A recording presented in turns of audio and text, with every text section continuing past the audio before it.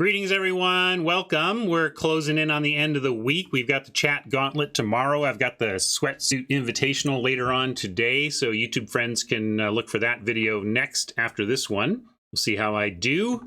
It'll be my third. I don't think I put the first one up. I did because I just 0-1 and it wasn't that exciting, but I do have my second invitational appearance up on YouTube, and I'm going to put up a third. Even if I owe one, I'll throw it up here, and we'll see how it goes.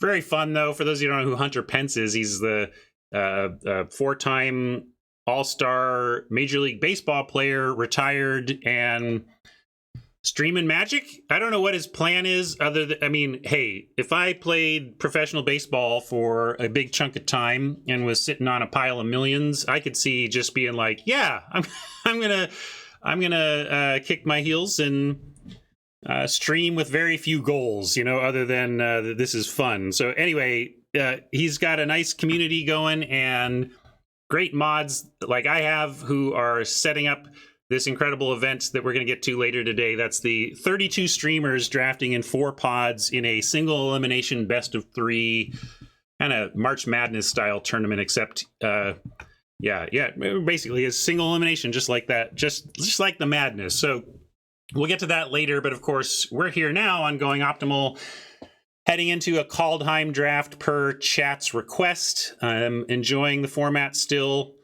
and we played best of 3 yesterday to see what end of month was like. End of month and end of season, you know, end of format, I should say, because the season is the month. So that was interesting. Definitely had a soft opponent in the first round who scooped after losing the first game. I mean, that was kind of the theory that, like, if we went into best of 3, we would, without the rank-based matchmaking, we would probably find softer opponents than you might find in the Premier queue.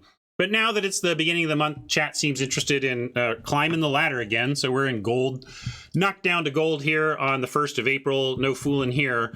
And we're going to try and climb back up. You know, I don't care too much where we end up, but it's fun when we at least, I like it when we make diamond on this account, especially how infrequently I play on it. I mean, really, I play in 4-ish drafts a week. So getting to diamond on 4 drafts a week is not, not even that easy. So I may not have mythic numbers next to my name or whatever, but we have fun and we're competitive and we do our share of winning. If you want to do your share of winning on your kitchen table, I recommend arming yourself with tools from my sponsor, KingdomCard.com. They have everything you need to crush the opposition on the tabletop, whether it's singles, supplies, or sealed product. They got it all. They got pre-orders for Strixhaven going, so keep that in mind. And of course, if you are looking to convert cardboard into cardboard or cardboard into cash, you're not going to do much better than Card Kingdom on that angle. They have the best buy prices in the industry, among the best inventories, and they're always looking to keep their inventory highly in stock. So if you're going to take, there's all sorts of offers for store credit out there. You can sell to somebody and get store credit, but your store credit is only as good as the inventory. So keep that in mind. And then I think you'll see that between the incredible prices they give and the 30% bonus for store credit and the incredible inventory, there is just no better place to sell your cards than CardKingdom.com. So check them out via my affiliate link. And on the affiliate link front, you know, I talk about remembering to go there when you're going to do business with them. But, you know, you can click it right now. Like if you click my link right now, for the next 2 weeks, they're going to associate your business with me. So if you just click my affiliate link every once in a while, it all takes care of itself. And then you really help keep me on the air. We look at those numbers when I sit down with Card Kingdom and we check out how I'm doing. So it is a direct way to support my stream and a direct way to support an excellent Magic retailer. So thank you all for your support, and thanks Card Kingdom for their sponsorship. Let's dive in. I think we got, we got 2 buy-ins for the next invitational on this account, but we're also north of 30,000 gems, so I'm going to keep entering in gems. And we'll get into draft mode here.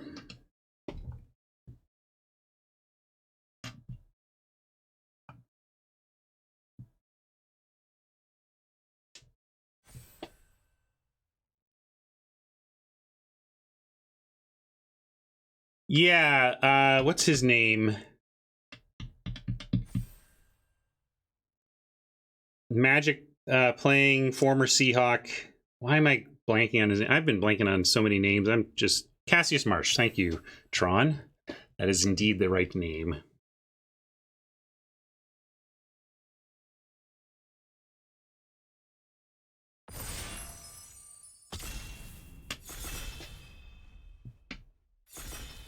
I like your style, Cassius. Make some cash in the NFL and then retire into game shop ownership. Love it.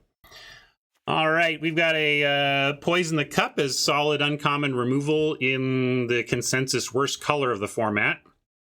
We've got Waking the Trolls, probably going to start there. Fine, it's gold, but you can really build around this. It's pretty swingy. I've had Waking the Trolls in some decks where I like, oh, this is 6 mana, destroy target land, and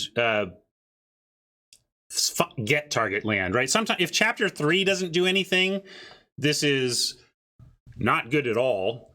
But if you can build around it a little bit and be a little bit lucky and be about getting lands onto the battlefield and everything, Waking the Trolls can just be game winning. You can just put 16 power and toughness on the battlefield on chapter 3, and then like, what are you going to do, right? So we're going to take it and try to work towards it. Ramp helps, even if you're ramping with something like Glittering Frost, where it's not adding lands to the battlefield. If you're just racing to 6, you may be ahead on lands enough just that it's powerful just to do on curve. And then we get another interesting rare pass to us. Let's see. Oppo took an uncommon. Not sure what uncommon they took here, but I'm going to take the Elixir for sure. And we have basically a control deck brewing now if we want to try and build up to a land dominance and Cosmos Elixir till we get there. Yeah, Svella, maybe. Someone could like Svella that much. And yeah, Mike points out, blowing up their land on turn 5 if we're ramping can set them back worse than on turn 6. Exactly. So here's more. This would be great along with this, just land destruction.deck. But I think we try and wheel this, and I would rather take the snow-covered forest. Even the glittering frost is what we were talking about. We can ramp, take our first ramp. This has been wheeling, somewhat often these days, but and if you look on the 17 lands info, it actually has a negative win expectation, which doesn't mean you can't play it and run it. It just means you really need to be sure that it belongs in your deck. And, it does here. So I'm going to go ahead and take it given where we started, but I am also looking at this Blizzard Brawl, this Slumber Mound, and hoping it wheels the basic forest, pivoting to Bound in Gold. I don't think it's worth it here. But we'll take the Frost, given how we started. And given that, we have a Sculptor of Winter or another Frost. Maybe, do you like second Frost or first Sculptor? I kind of like first Sculptor. We've also got this Mirror Lake, which is appealing when you're starting out heavy green. And also, again, these Frosts have been wheeling more consistently than Sculptors. Yeah, let's take Sculptor, and then if we wheel this, great. But we really are on a nice plan. Sculptor sets up possible Elixir on 3, This is not the right snow land for us, really. We might take it just because it is a snow land, but what else are we taking if not? Reinforcements. Rune of Flight.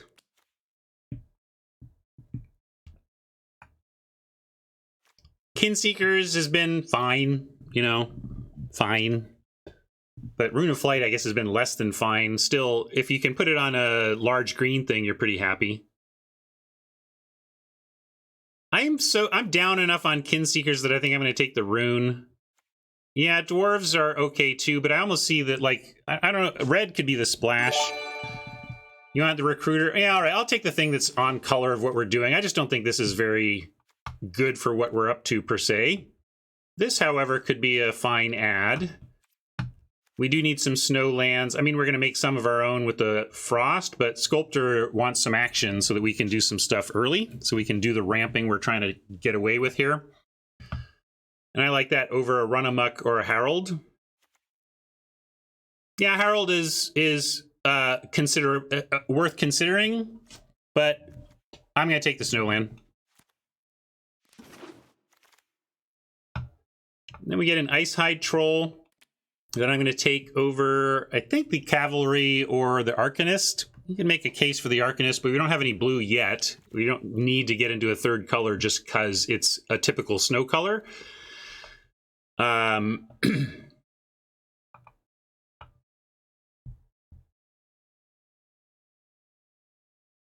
Yeah, I mean, Run Amok, I didn't mention Run Amok last pack. It's fair that Run Amok is playable in a lot of decks, including something like this, but it felt like the Snowland was more important at that point in time. So I'm going to take the Troll here, though, over Mentor, Cav, or the Arcanist. Squash. I'm in for the Squash. We can find, hopefully, some Giants or Shapeshifters in green. Rune of Flight's going around, but I wouldn't mind a Broken Wings main. This is best of one, so we got to make that consideration, but Squash here is good.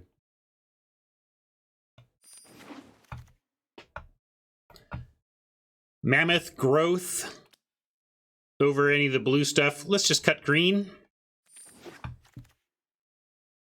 Another Icehide Troll, further cutting green and further making me want to find Snowlands. We'll take a Raven's Wings. That could play in this. I like Outrider over Helm. Helm was a little better in Boros aggro, where you're putting this on a 1-drop, you know, on turn 2. Then I like the Helm a lot, but in this case, we're just going to take Beef.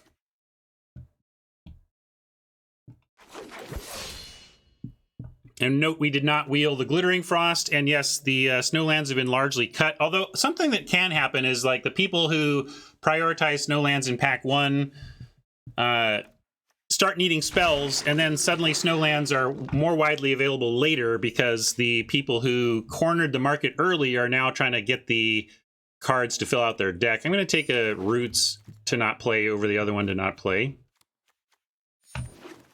Yeah, I didn't wheel Slumber Mound either, but I'm not surprised about any of that. Another interesting spot. Probably just a Packmate.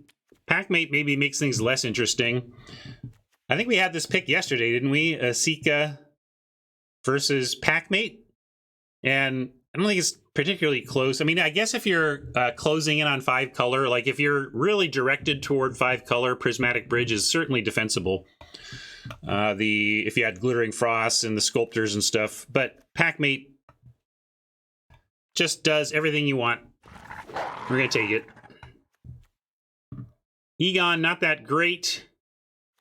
Morite is pretty great, but is double blue, and we're not there yet. I like another Sculptor, and you know, if this were even a Snow Forest, it would have been a tougher call.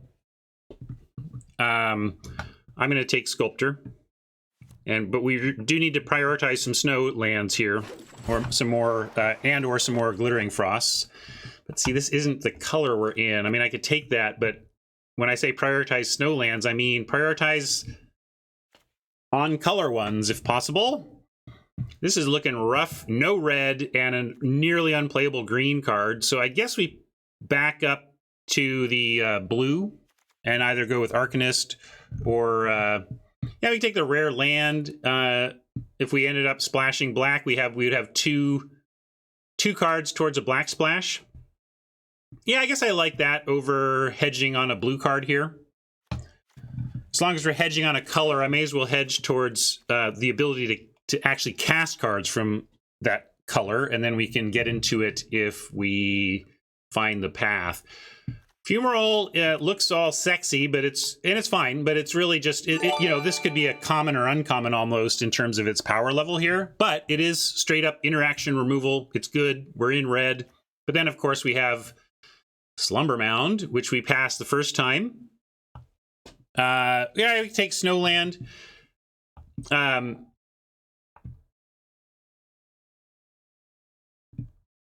Let's take the Snowland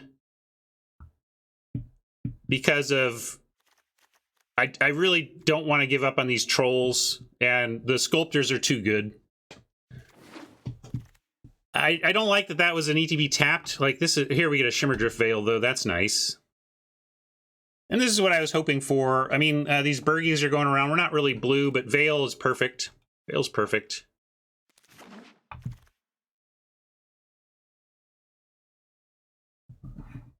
Are we really red? No. I mean, we could cut this and take that, but I think we're red enough to play squash and waking the trolls 100% of the time, but we don't really have a second color locked up or anything. And to that end, we could even take the... well, we haven't missed on it yet, Rob. We could take the snow-covered island and be blue-green, splash red. Cavalry and Spider being called for. I think these are both medium enough that I would rather take the Snow Island and keep ourselves open to blue. Again, yeah, I don't think we're done on blue. I don't think we, quote, missed blue. I think we stayed open so that now we can catch blue if we want. Another chance at an Outrider. There's a Run Amok, but yeah, sure, Rob, that's fair. But I mean, over what? Like, at what point are you taking a blue card over what I took? Not that I'm right and you're wrong. I'm just curious where we diverged. I'm going to take Outrider here, though.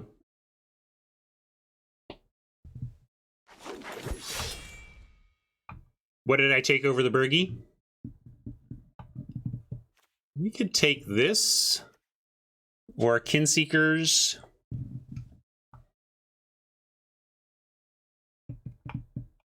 Frostpire has been a nice card to have in your back pocket if you have the blue.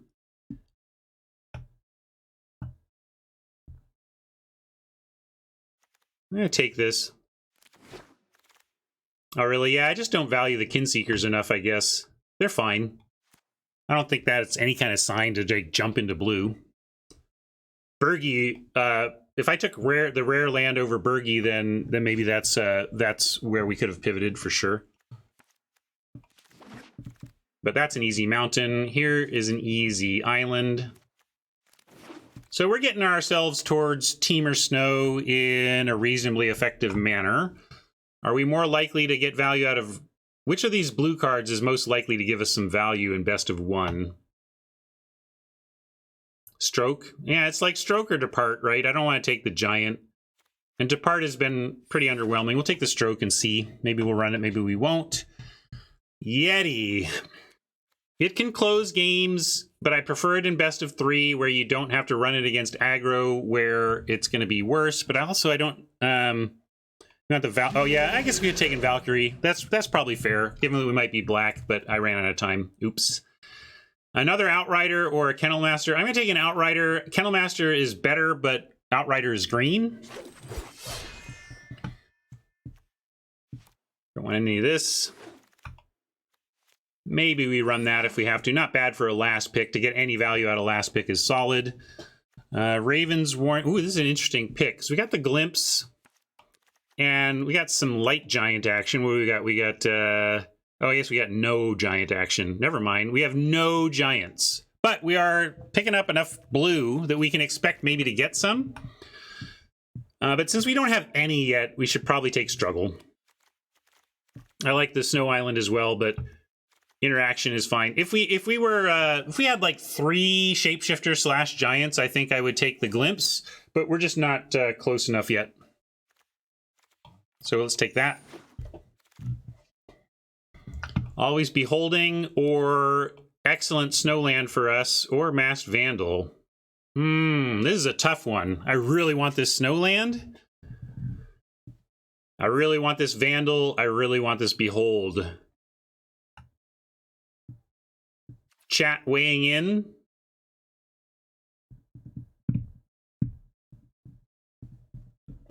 I know, right? War Furnace, passing a Behold is so tough. But it might be third place here. Yeah, I suppose, like, maybe we pass the Snowland because we need some action of some kind. I'm going to go with my... I can't... Like, we don't have this yet. I'm taking it. I'm taking it. I'm taking it. And here we can take a Binding or a Packmate still here is incredible. But we did pick up the tools with the Mire and the Pathway. This, like, if I abandon the blue, we should at least get the reward of getting the black that we earned. So let's take the binding and wave a sad farewell to this pack mate. Yeah, binding is ramp, and we can even get the tree line if we found some something else. Ooh, we're going to take the Highland Forest over the Seeker and the Cav. Packmate is real good, Noid. That was hard. Avalanche Caller in Snow probably has to jump in the deck, but I would absolutely run a Rune of Might in here. Rune of Might on these Outriders would make them into better Lindies, at least post ETB, right? Do we? I don't think... We didn't pick up that Flight Rune. I'm going to take the Avalanche Caller.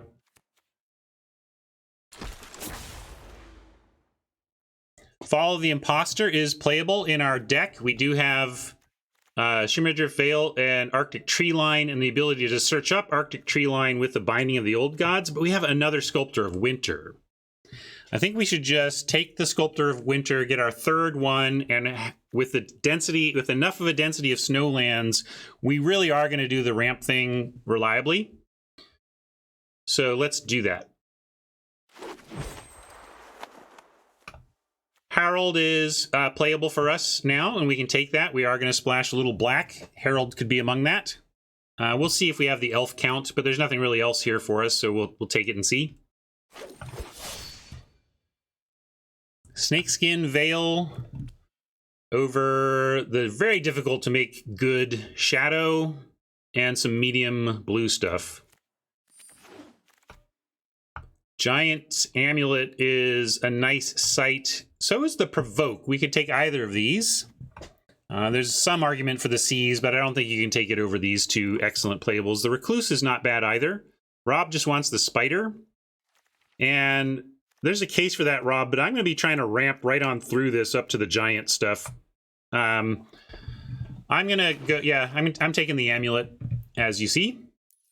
We can take this Giant, and we are ramping. I like Cinderheart Giant here, given what this deck is trying to do. Check out the Raptor and the Helm. What? Big Giant works for us, though. Here's another Big Giant, but it's much worse. We'll take this and put it in the board for now.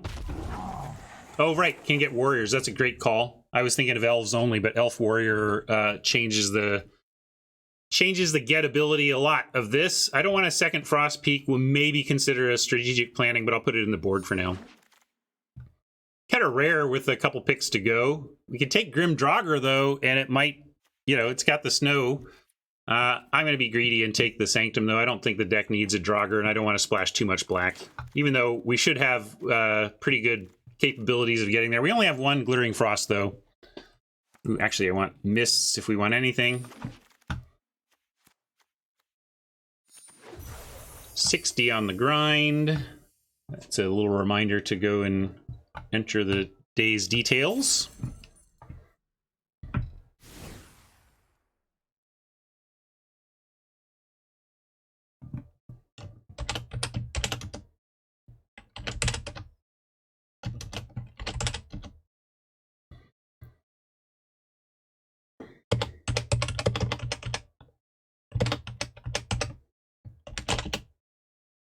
All right. Only 3 cuts here. That's what happens when you draft Snow. You're like, yeah, I got 35 picks that I like. Oh, wait, I've got fewer picks than I thought. That being said, we can make this work. I think we're probably not playing the Veil. Got a lot of non-creatures here that we need to cut. Probably cutting this Mammoth Growth. Or, I don't know, Mists and Mammoth Growth. Maybe I need to turn to 17 lands to see what kind of weak but necessary interaction to run. Or is it necessary? We've got Squash, Struggle, Binding. I think we cut the Stroke before the Mists, though. Mists is a little bit more useful. More generically useful than the Stroke, even though this is not a very good card. Taking a break from Blue-Black Snow to play 4 Sea Snow. When did was I heavily playing Blue-Black Snow? I don't feel like that's been a heavy thing for us. Oh, I see.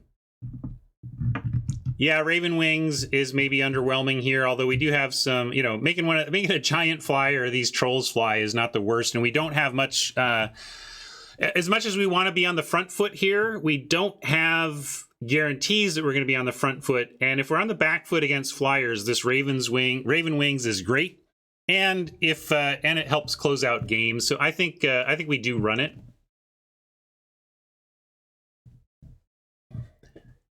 Herald has 8 targets and in 5 cards, so that means we're on average likely to hit, but we're right in the middle of that bell curve, so we could get unlucky and swing and a miss, or we could get lucky and have a couple of options.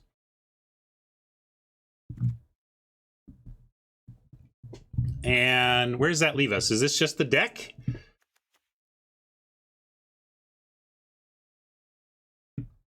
Figure out the mana in a second, but is this just the deck? Let's look at what we're not playing here. Don't want Stroke. There's another Mists, but I think just 1 at most. I like keeping it to 1. I don't see good room for the basically Veil and Growth versus Mists is where I was at as kind of the last spot here.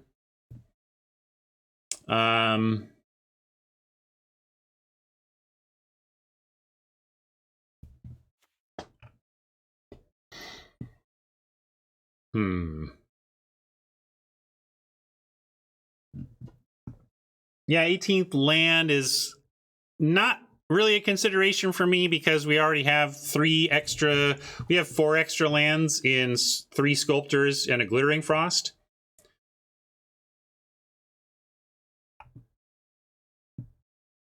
You like Veil over Mist or Stroke over Mist? Yeah, let's cut the Mists, and then I'll ask you all what you want to add. Or I'll cut it, and I'll even put it on the list. So this is to fill out this deck. Do we want...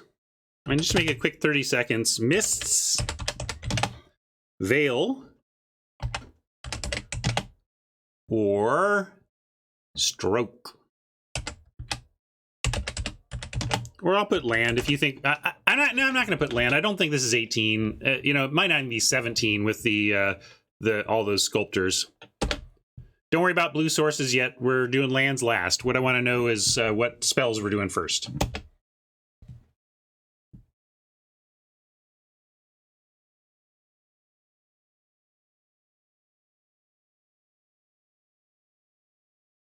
Yeah, well, you got to figure it out then. if our blue sources matter, you can figure it out. But I think we're red is the splash here, so I'm going to be looking to go heavier on the blue green and lighter on the red. Cinderheart Giant has double red, but it's 7, so by the time we can cast this, we should be able to do that.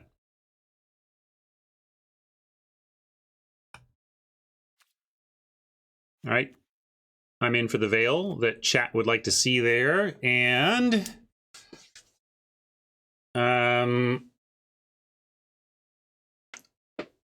unveiled, thinly veiled.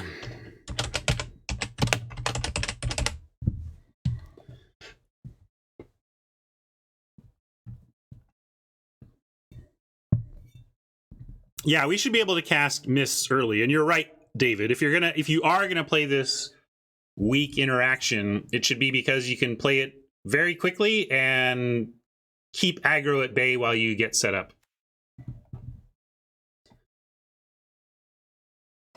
And let's see if there's any Bling redemptions. I see no Bling redemptions, so I'm gonna make it up as I figure out mana here. So we got this Herald that we're splashing in the binding. Do we need a basic swamp though? We're not searching up basics. Oh, we're searching up forests. So like but that's not going to get us a swamp. So I don't think this is a basic swamp deck. I think we're going on the Pathway, Shimmerdrift Veil. Maybe that's not enough. Oh no, Endmire. Okay, we got the 3. We got natural 3, which makes me okay. This could be a little tough, and then we of course have Glittering Frost as well. So there's really 4 sources of black, and that's enough for those.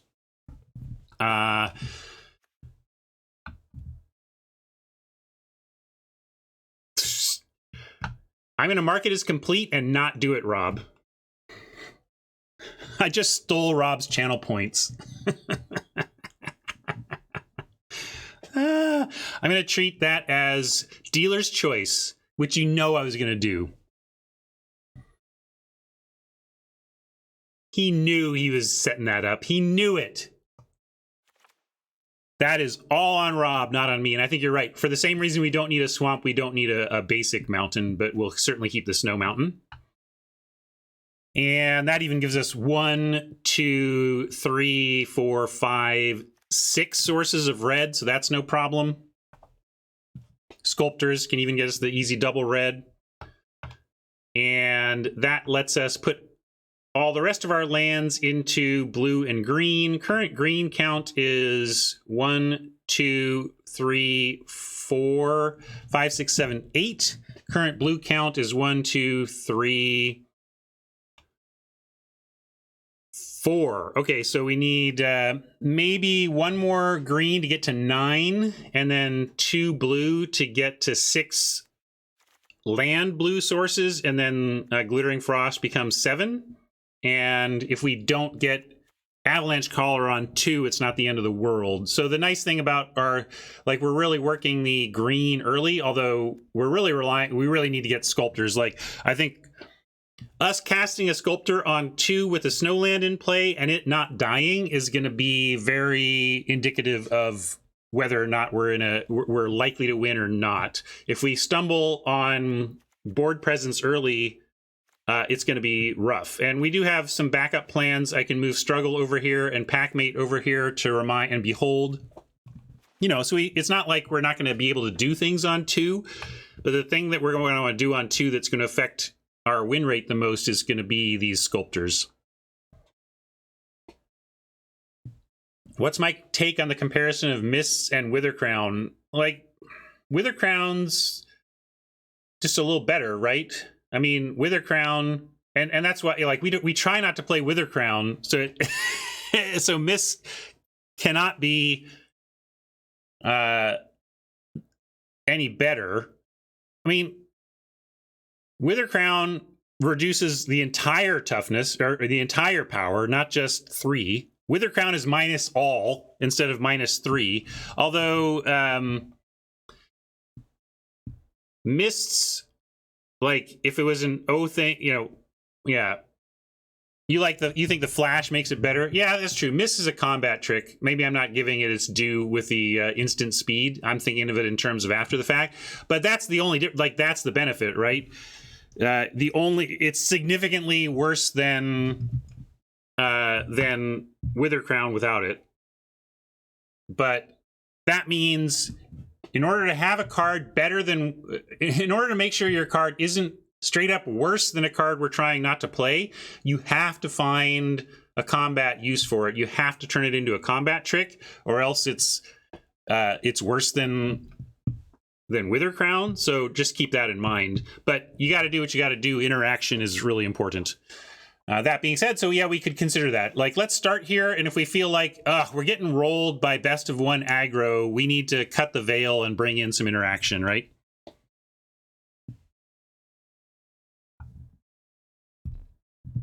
But Radiantware, that's easy. A stale Wendy's burger is way better than a stale McDonald's burger.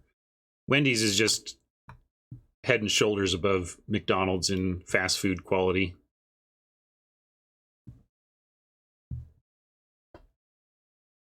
Yeah, that's what I was gonna say, Mike. The Mist just says -3, whereas Crown says the base power, so you can get above, you can get power again. Anyway, let's anyway, I gotta fill out these lands, so I wanted 1 more forest, so I'm gonna do 5 forests and 2 more islands, 3 islands. 5 forests, 3 islands of my choice. Thank you so much, Rob. Go OG.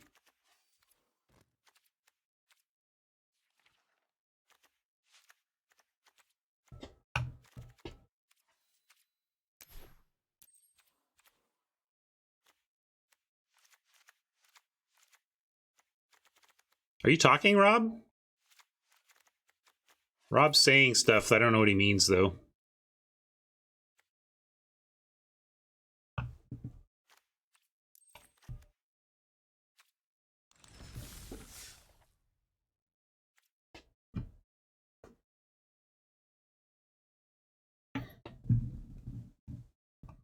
Five Guys of the if you want to put them in that realm, I would say sure, but they charge more. I think Five Guys is like elite fast food.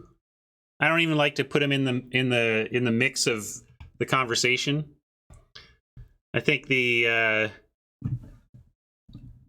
like national drive-through chains with a value menu, right? Is what I'm talking about. And that's the thing. You can get a if you like burgers, Wendy's has the the junior cheeseburger deluxe on the value menu. That's great. You can eat a full meal for under $5.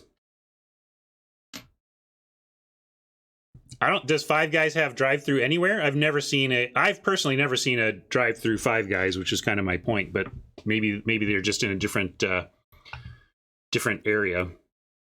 All right. Rob, you knew exactly what you're getting into. What are you thinking? Spending channel points on asking me to do something that I have specifically said I will never do. That's your fault. And when you do that, I get your monies. I get your points. They're mine. Go sit in a corner and think about what you've done.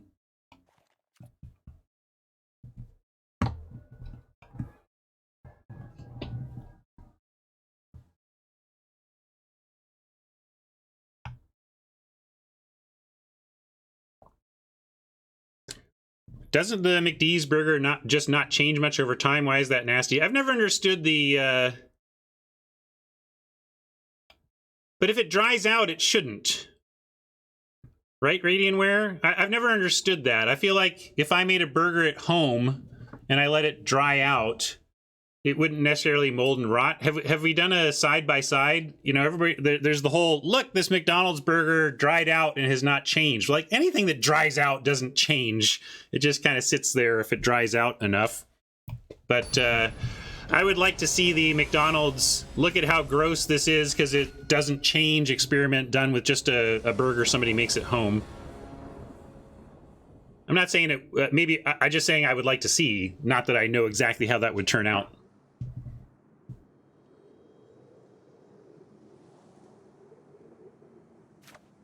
Well, not the best, but 2 forests and a glittering frost on the draw, and we're going to hope we hit a third land at least, and drop a glittering frost on 3. The trouble is, if that's our turn 3 play, we could be in trouble. However, if we are up against aggro, we could make turn 3 Ice Hide Troll if we feel like we need to put up defense immediately. But I'm going to keep this. We also may draw ourselves a 2-drop by the time we're on turn 2.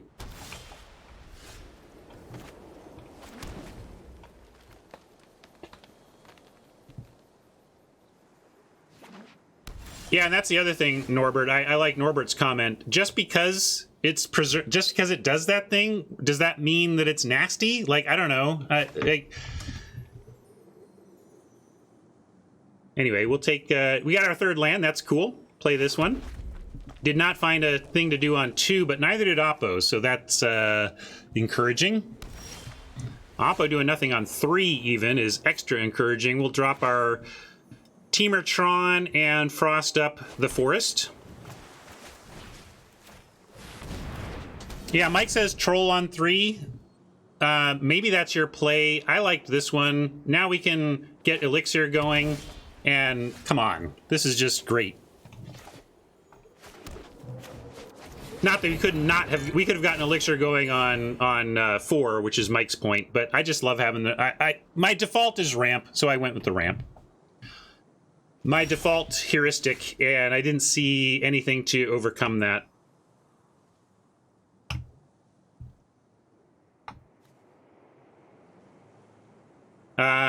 Let's see. We're going to go We're playing a land, and then we have 1, 2, 3, 4, 5, 6 mana.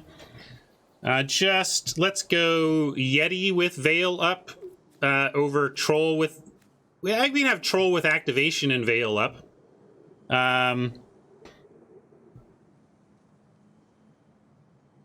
But yeah, let's go Yeti. We'll land, because we're going to go Yeti this turn. We'll go Cinderheart Giant next turn, and then we'll have Icehide Troll with Veil and everything. Troll is more pressure, but only if we're willing to spend snow to do it, and I'm not going to be spending snow when we have Cinderheart Giant behind.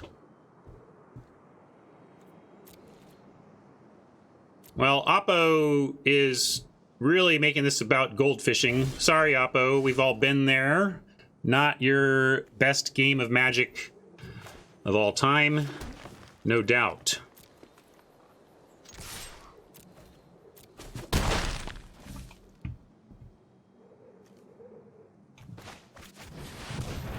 You'd wait on Giant for Veil? Maybe. I don't know. We just have so much behind. I don't care. Like, what are they gonna do? I'm gonna say deal with this, or you're dead. And if they do deal with it, we get to play Outrider and say deal with this or you're dead. There's just too much behind to bother, in my mind, protecting. All right. I'm also going. Yeah, I might be done with this if I were Oppo, but maybe they have, if they've got the sweeper, that could be what they're up to. And given that, we'll play the Icehide Troll with Indestructible up over the, instead of the Outrider. And we have double activation here with, we have 2 Troll activations, so even if they have double removal, we can deal with it. And we have Veil. I mean, we got a lot. We are overrunning someone not doing anything. This is just like, look at the cards in my deck. But do not have 2? Wait. Oh, sorry. This was a non-basic, so I in my head it was Snow. That's all that happened. I should have, in that case, maybe should have cast the Sculptor. Yeah, I just saw the non-basic and snapped Snow in my head. Well, talk about something that did not matter. My misread of that land did not matter.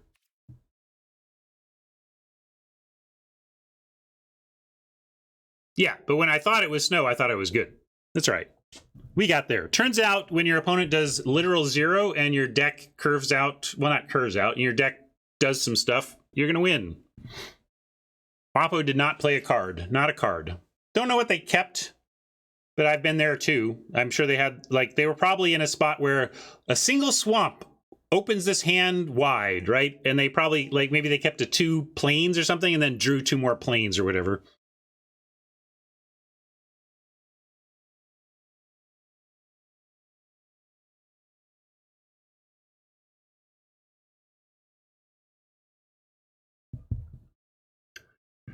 A reminder that I will be streaming again today at 4 p.m. Pacific. That is in 5 hours from now, or sorry, 6 hours from now. So about 6 hours from now, I'll be back on the air. And that also means that I'm not going to stream past this event. We're going to play this event and I'm out because I'm coming on back. We get to keep this though. No turn 2 play besides the struggle, but the struggle's real, so let's do it. Yeah, it's the Hunter Pence Sweatsuit Invitational. I'm going to be playing against 31 other streamers in a best of 3 single elimination 5-round event.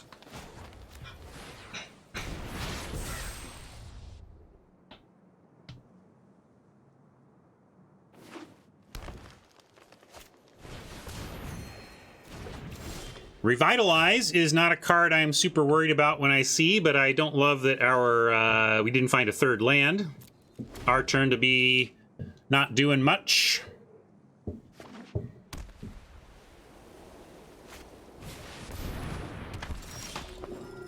Uh-huh. Also not helpful.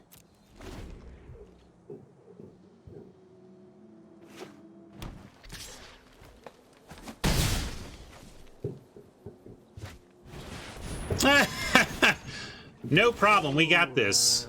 I'm actually just scooping. We can't beat that card on no mana. That's one of my fastest, I think, correct scoops we've had. So, from a non-game for Oppo to a non-game for us, maybe the third time's the charm and we'll have a real game of Magic.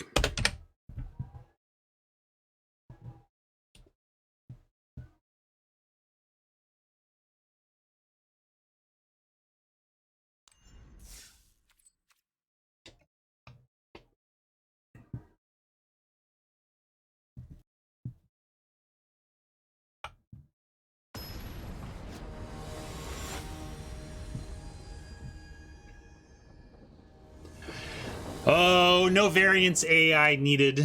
The fundamental rules of the game do that plenty good. We have a Shimmerdrift Veil, which should be on red or black. We have basically a double splash here.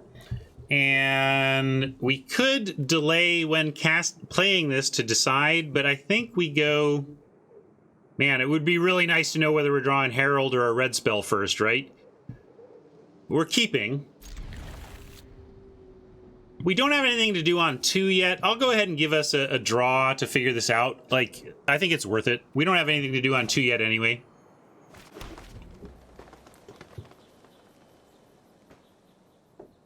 Heck, we don't have anything to do on 3. Heck, why did I keep this hand?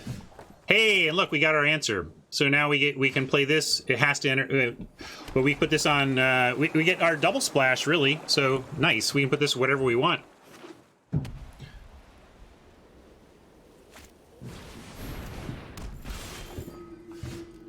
And we will play it now since we don't have anything else to do. We have Yeti on turn 4 at least. Yeah, red for this Hinderheart is absolutely correct. Good call. Although you could make an argument for green to have snow green. Although I don't think there's... Our snow isn't about specific snow color, is it? We have some payoffs, but it just needs to be snow. Still, we'll take red on the Cinderheart. Oh yeah, blue for Amulet, also reasonable. Totally. I see this and think of it as a single blue, but it is double blue. Good call, Norbert. I missed it. At least if we get to 5 and don't have the double blue, we have plenty of beef to land on the board. So while I should have been aware of that, and I think you're right, Norbert, it's not going to harm us too badly. Or it ought not to. Ooh, it would harm me badly if I played this forest and couldn't play my Yeti, though. Let's play the right land. Yeah, I'm never punished anyway, right? Might be an argument to play Amulet over Outrider on 5 if we find the island because of the squash and, frankly, the hexproof.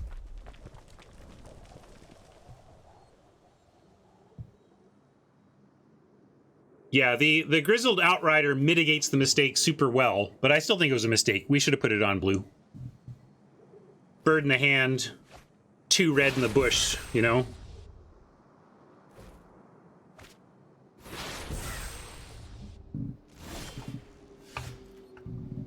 Cosmos Elixir. Look at Oppo just foretelling everything. This is scary as heck. A lot of stuff could be going on with the red deck that way. But I think we need to go get the Elixir going. They're not attacking into the Yeti.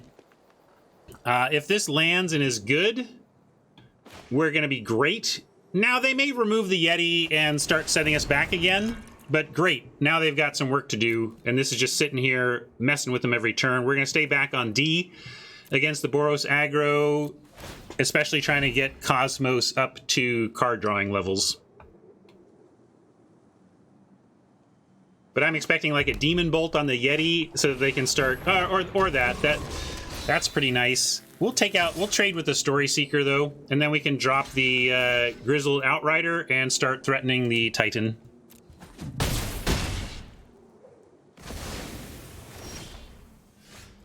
Trips Outrider. Could also just squash the Titan, and then if they have removal, it probably won't, you know, we just get to move on up. But we should use... I can't bring myself to squash a thing that is blocked successfully by 4 cards in our hand. Yeah, we're just going to play Outrider. They might remove it and get in for more Titan damage, but that's the correct play. We're going to play Outriders until they can't kill them anymore, or until we finally give up and squash the Titan.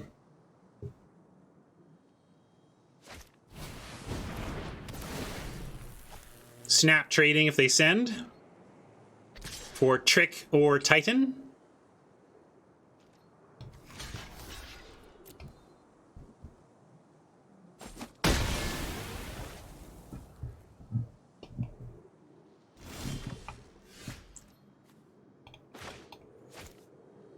There's our extra punishment for the not blue, because we would have had our double red, and we still don't have our double blue, but we still have Grizzled Outriders for days, so I'm not unhappy here. Yeah, I'm with you, Tuesday. I think they're just trying to pressure the Cosmos Elixir to the best of their ability, but I agree that it was smacked of desperation a little bit. But maybe Cosmos Elixir correctly makes people a little bit desperate.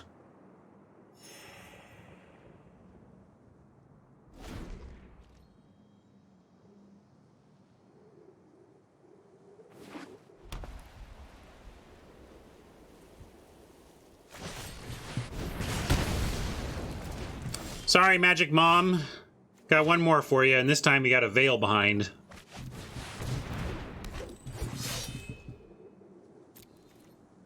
They win from here by finding removal for the Cosmos Elixir, I believe. Or they get something flying and, you know, a big angel that we can't quite deal with. I mean, I guess Squash, though, deals with... I don't know how they win from here, I guess.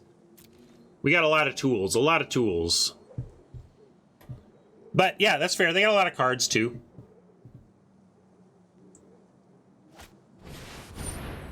Yeah, there's one way you could make it happen. This doesn't, you know, let us survive, but I like that they're using a Doomscar on one creature.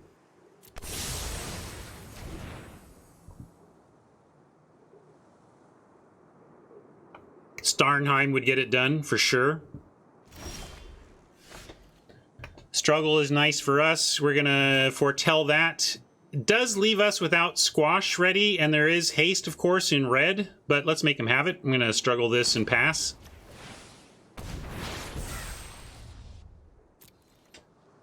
And now this is really punishing us. If I had made the right play here, we'd have a hexproof 4/5 to work with. So, boo earns on me. Good on Norbert for seeing it.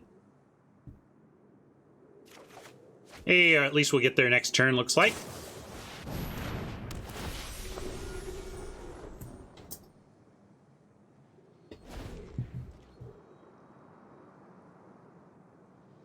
Amulet, struggle, Squash. We get it all, right? 1, 2, 3, 4, 5, 6, 7. No, we get Amulet, struggle, Veil, though.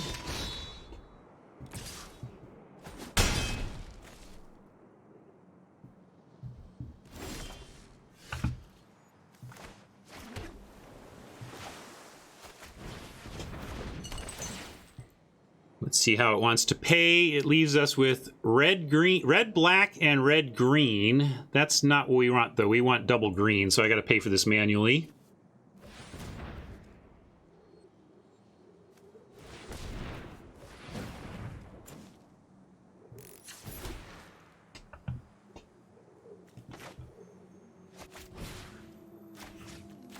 Sure. I guess they... yeah, that doesn't... All right, let's see. When enters the battlefield... Okay, enter the battlefield. I was conflating it with the other angel that gives counters when stuff dies. I like Zendikar a ton. Zendikar is one of my favorites in a while. Very tight set for limited. It had some misses. It's really hard to get everything you're trying to do in a Magic limited set to fire as you intended as a designer, but enough hit with enough variety that I think that set holds up well. Yeah, Veil on our hexproof, likely not to matter, you're right, but I mean, what if they killed the amulet and then wanted to kill the giant? It's better leave the thing up rather than nothing.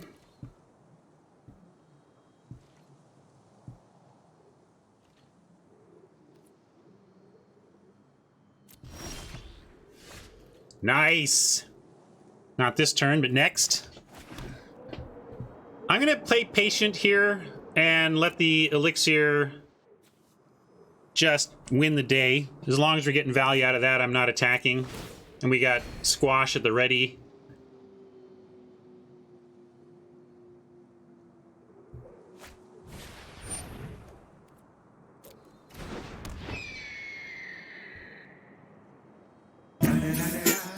You know I'm mobbing with the D.R.E.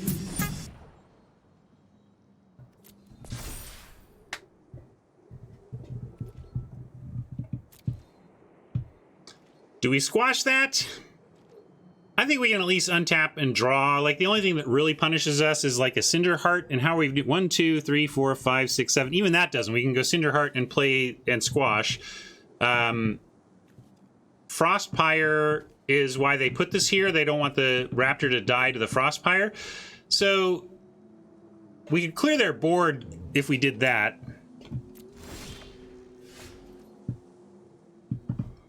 Your attitude looks very samey, Rob.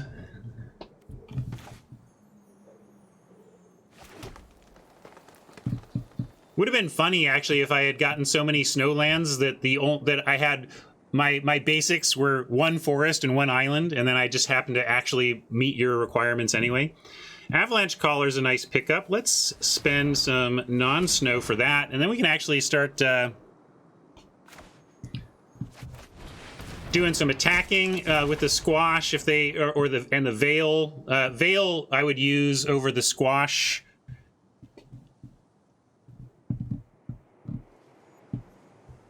But we don't even necessarily need to do any of that. Do we need to get aggro? Should we get aggro with the Caller? We have enough mana to send in 2 snowlands here. So yeah, I'm going to do it. Why not? We can even keep up the Snakeskin Veil. I'll at least send 1, and then we'll keep 1 back on D. How about that?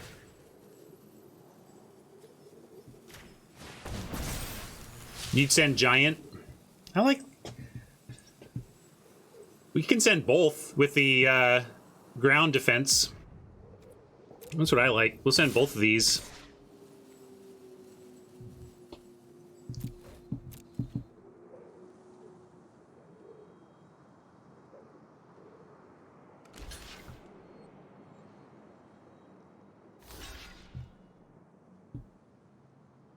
So they do that, and then we can just use a Snakeskin Veil to win combat here.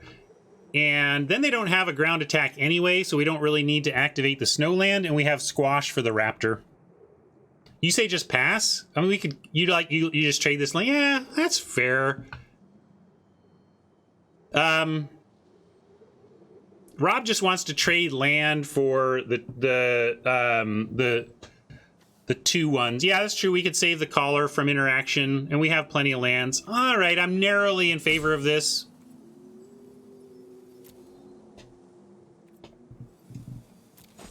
Land per card is sweet, but so is attacking with 3 4/4s because you have all this snowland and mana, right? All right, we'll end the turn. Lots of opportunities here, and now binding. Coming up, Millhouse. Everything's coming up, Millhouse.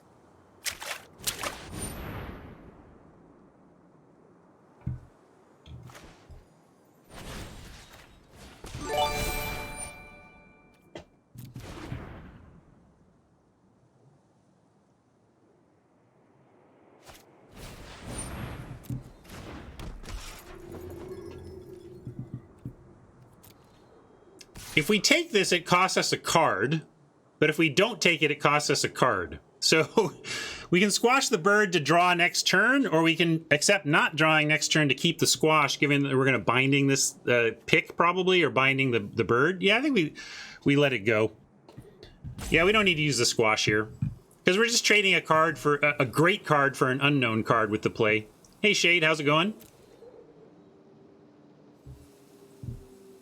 We don't need to squash the Seeker. We're going to blow everything up.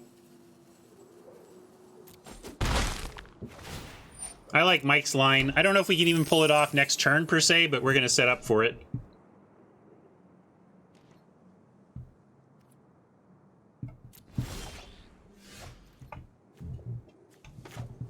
And we at least get Binding plus Troll here.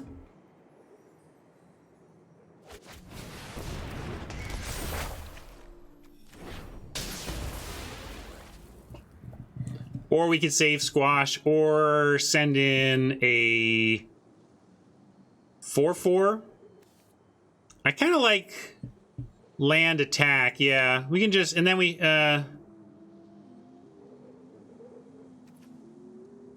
We can play this. Yeah, if I play this, we don't have the mana to save it. So I like the snow it up.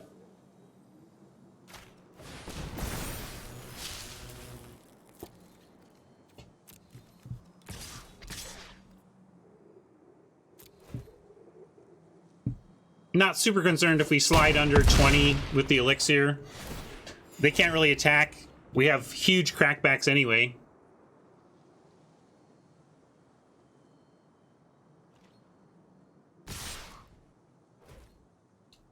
I could block here, but Collar is doing enough work that we're just going to take this, especially given that we intend to wipe their board of the current creatures next turn.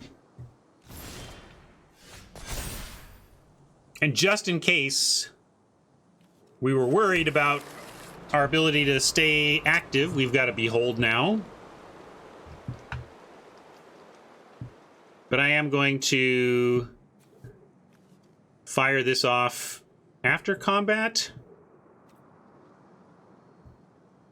Let's see, this takes 1, 2, 3, 4, 5, 6 total mana. 1, 2, 3, 4, 5, 6, leaving us with 2 left over.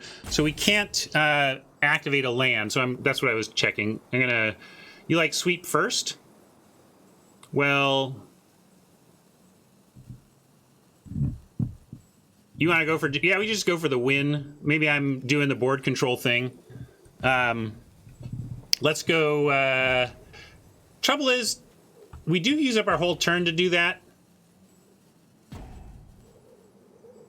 But I guess we have enough behind that if this doesn't work, we're still fine. All right, we'll go for the win.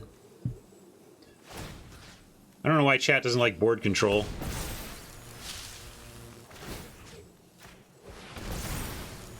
And yeah, good point. Squash still active.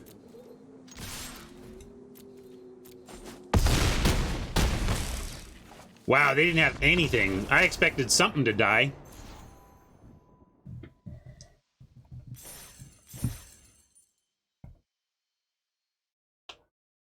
I don't know, Noid. I'm always worried about something. They had they could have squashed. I guess our lands had hexproof. That's a good point.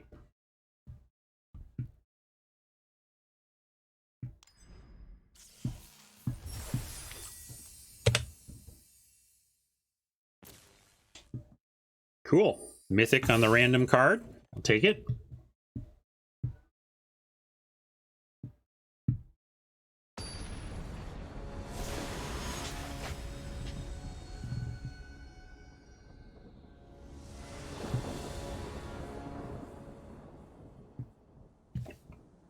Wow, none of our green yet, but we do have an Avalanche Collar on 2 and 9 sources of green and a Packmate we can foretell if we don't. I'm going to keep this, but could go poorly. But we're never punished. We'll get a forest off the top right here. Go Sculptor on 2. Oh, I wasn't specific enough. We did get a Sculptor, or we got a forest, and I'm happy about that, but we'll start with the... well, we could do Packmate, but we're not going to likely not casting that next turn. Although, yeah, I'm going to go Collar. Next turn we can foretell Treeline. Mike says don't Collar. You don't like exposing it.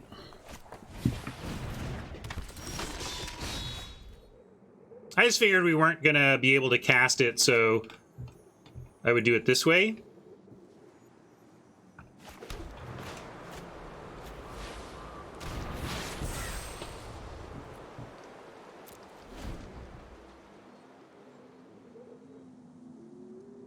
I'm going to block here if they attack. We're going to force them to have something. Trade for a trick if they've got it.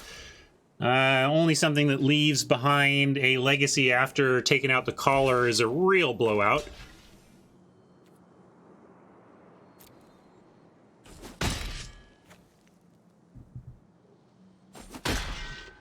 And honestly, I kind of don't want them to have tools for my Sculptor if they do. I don't play this meme enough.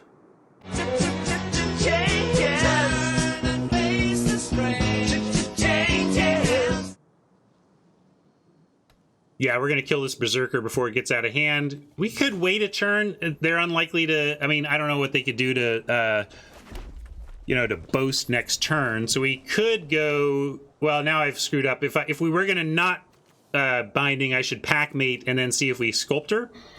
But we could also... let's just bind. Then it ramps us too. I'm not going to mess around. It boasts next... Oh, good point. Thank you for the reminder. Boast is reduced for the dragon, so excellent call. I decided to do it anyway, but I was not remembering that we were going to see a dragon next turn, so that was vital to do that then.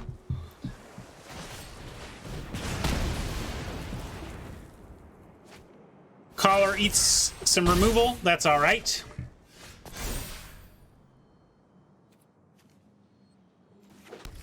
Another Snow Duel.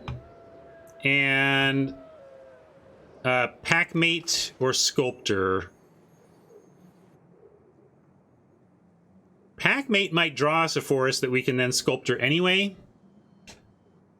And if we play Sculptor, what is it getting us? Like, it gets us mana next turn, but we're not doing a whole ton with it. I think I like... but maybe I'm just trying to convince myself. The trouble is this is not very mana efficient. If we don't find a forest off the top, we've stranded 2 mana for the turn, which I don't like. I'm going to go with the Yeti. This is the safe play for using all of our mana. If there's a forest off the top, we could have gotten lucky and gone into Troll or Sculptor, but I didn't like taking that chance.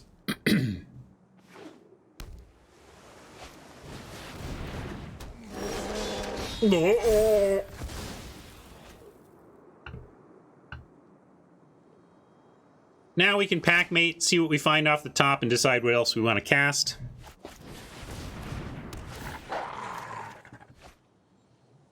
That's not bad. Mike likes Swing Yeti.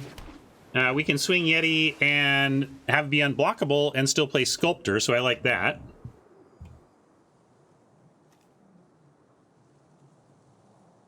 Oh, it has Death Touch. Yeah, we don't even need to necessarily make it unblockable, although we're not doing anything else with our mana.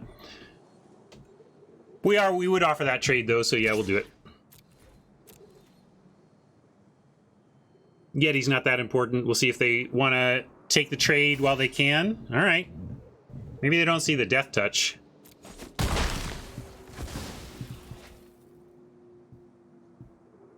Yeah, we could just play Troll. If we get Sculptor, 1, 2, 3, 4, 5, 6, we're guaranteed 7 mana next turn, which gives us, like, Icehide Trolls with Snakeskin Veil. Yeah, maybe that's not... Maybe Sculptor isn't doing enough here, and we just drop a Troll. Okay.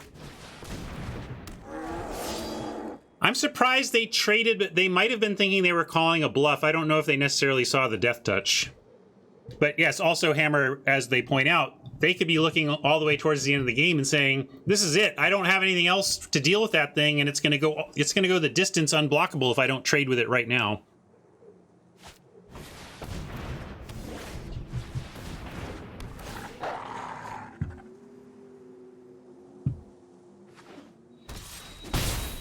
Slumber Mound. Note the Slumber Mound. Could lose some of our land as early as next turn. I like sending both, and if they do block Packmate, I think I go ahead and save it with the Veil. Although they do... Yeah, I guess we can do that, because if they come up with the 4/4 Troll, then we have 2 Trolls that tangle with that pretty well. That's true, G-Guards, but I figured, like, our Icehide Trolls beat their Troll. We could just take the trade. What do you think? Anybody like saving the Packmate, or do you just want to save Veil for Trolls? The thing is, they just have this natural defense that... I'm going to go with my gut. Garrett's probably right, but that's what my gut says. I'm going to keep our pressure alive and make him do it. I do also like not playing the Sculptor here to make sure we have answers to removal from them.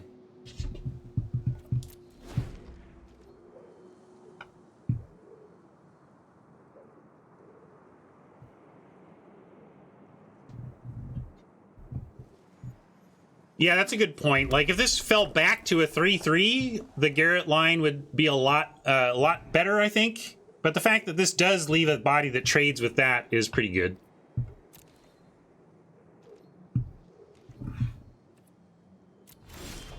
This is sorcery only, right? No, they can do this instant speed. You gotta always check. It's like, all right. So then we can still send in.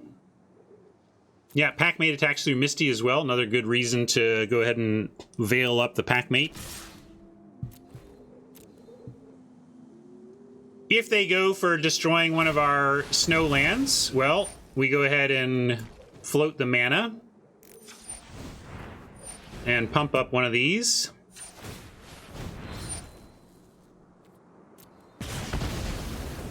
Yeah, Misty can be a 4/1, but it's still a trade. So that's what we mean by attack through it. At least offers a trade.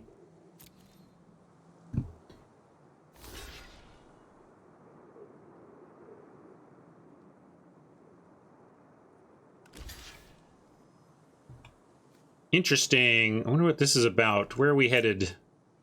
I'm gonna do this, of course.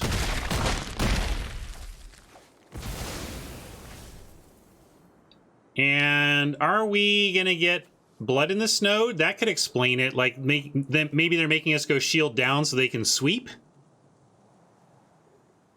Yeah, maybe I shouldn't have done that. This is possible we get punished here. Yeah. It's possible Curse Scroll has outplayed me a bit and set me up to lose a troll where I could have let those bounce and then had a troll to save. You'd still do it? Yeah, I think we save Sculptor now for sure. Given the fear of the sweeper, but maybe I shouldn't have bothered activating it all.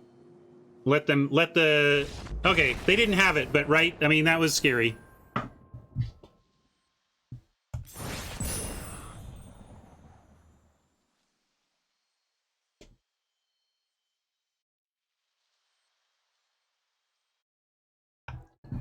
Yeah, but it's a free Misty kill with a Misty that really wasn't doing much, and like, I just feel like the sweeper was the thing that could get them back in it, and I didn't play around the one thing that I think could get them back in it.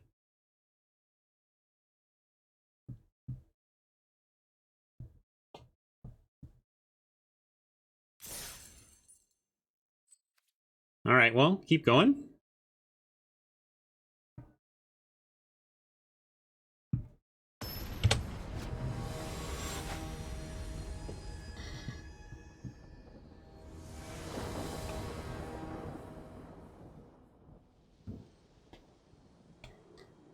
Missing the green again, but gonna keep again. We've got Avalanche Caller and Struggle again. Maybe I'll do the mic line this time and just go ahead and foretell the Struggle, depending on whether the Caller seems necessary for defending against Oppo here. But we're keeping.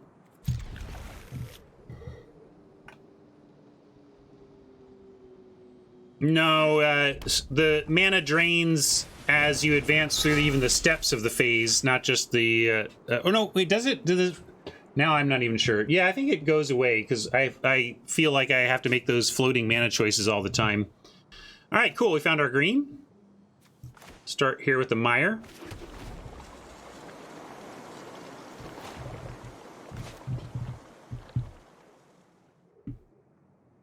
And we are looking at a Helm start. See what they do here. Sculptor Helm is a somewhat oddball start in that I was expecting, you know, Boros Aggro or something here.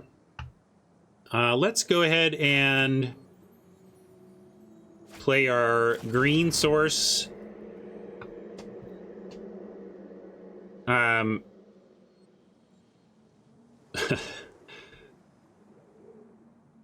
Yeah, they can helm up to get through, so let's go ahead and foretell the Struggle. One of the few cards that actually gets cheaper after you foretell it. Like that foretelling shaves mana.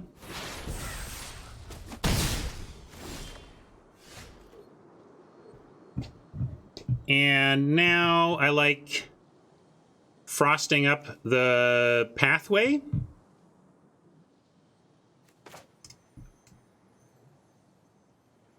And then we get to squash the sculptor next turn if we're desperate.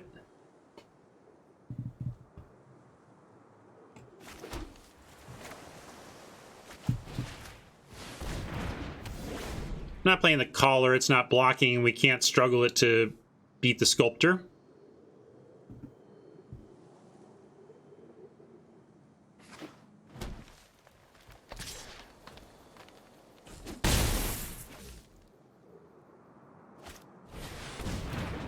Well, they added to the board significantly.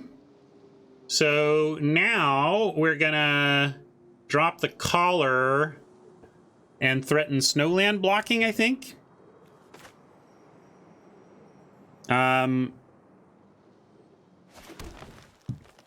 Tough spot. Tough spot. Yeah, we could... That's reasonable. Actually, I like that. Good line. True. Rob says squash, but what about collar, activate, land? Oh, no, we can't do it because we need the activated land to be green, right? Because how do we do it? We play this.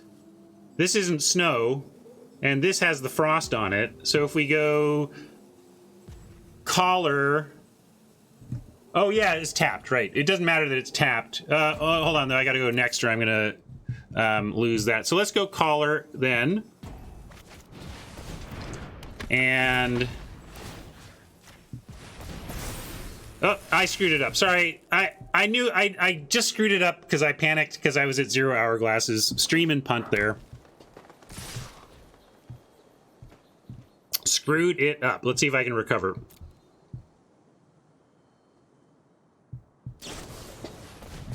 Well, they're going for big damage. Can they just kill us here? I guess we're not going to recover. All right. That's one way to punish me.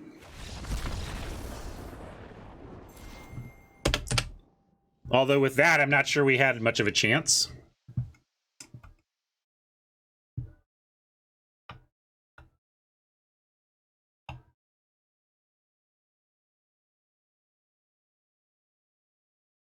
Hey, Hunter, how goes? I got to draft at Hunter's place last Saturday over the weekend. My first physical draft since the pandemic. We were masked up in Hunter's garage, open air, basically. So all safe and COVID preventative. And it was great. Had so much fun. And maybe, just maybe, drafted this sweet baby. Little foil Zealous Conscripts old school. That's going to go right in my vintage cube instead of the conscripts I have.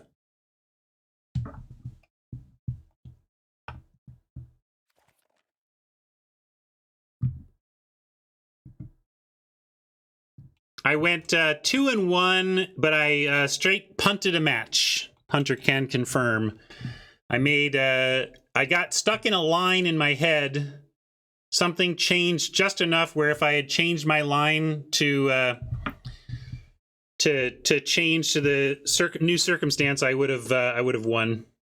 Yeah, I have that here. This is the other one, but that one's foil. This is cool, but the foil one is excellent. Yeah, I got some. I got this old. I got a True Name, old school, and I got. I like this one too. I got a Baral old school.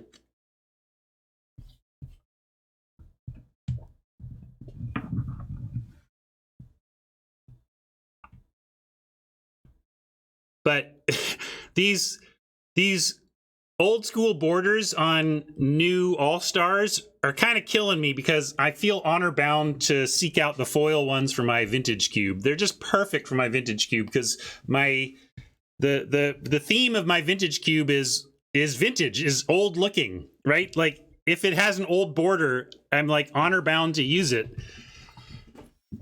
And now I got a whole bunch of new ones. That's how they get me, Siriana. That's how they get me. All right, let's see if we can keep this going. Disappointed that I didn't optimize that last game. Not sure it would have mattered with how Oppo wrecked us. Where did my record go? Why do you gotta be like this, record?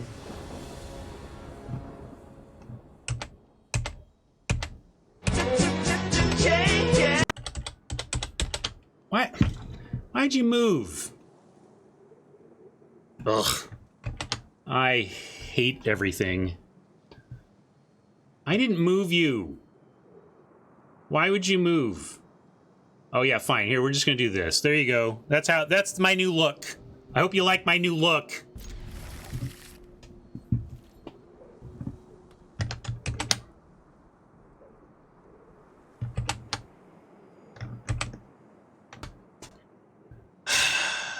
What a pain.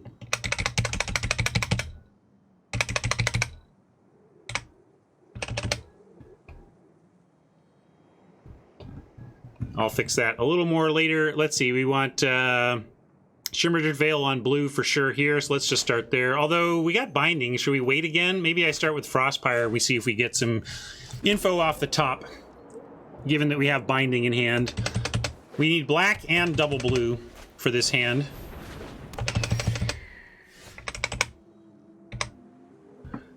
More early callers and an early Raptor from Oppo.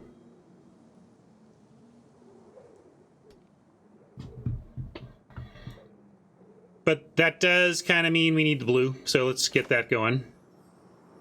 I could play the Forest and foretell the Struggle, I suppose. Maybe that's a little more mana efficient, but it doesn't give us a guaranteed play on 3. Jinx likes that. I don't know.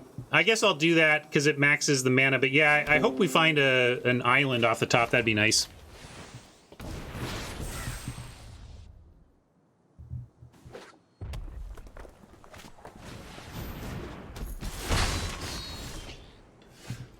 Well, especially because it would allow us to fight this Liberator. As it is, we're going to go... I think we need to go black so that we have binding available.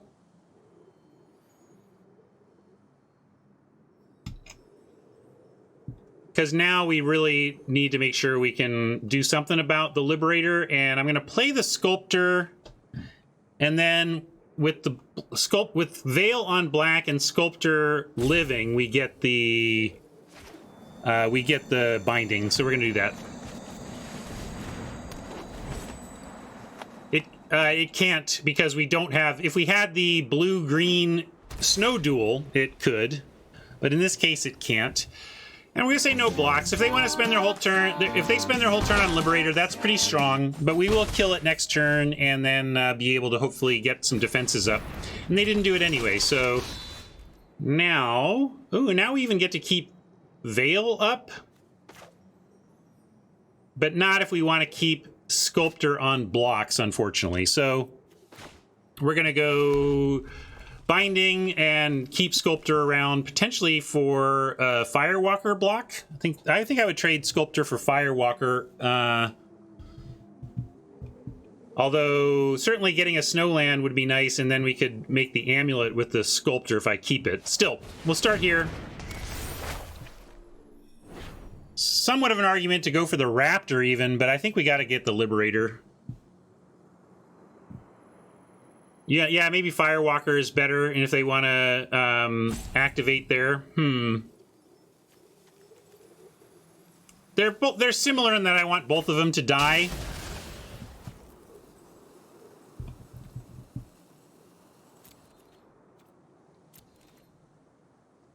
But you're right, Sculptor next turn can fight Liberator and live, so it makes sense that if we want to kill both of those, we do it that way. And now we have we can get our well, I guess we can get we have a red-green Snow Duel, but we already have our red well covered. I also want to get to this sooner, which has been another reason for the blue, but, you know, binding has helped us out here, so...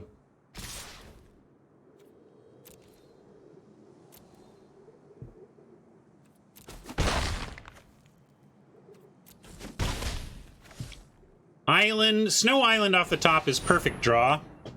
And now we have a new target for our struggle.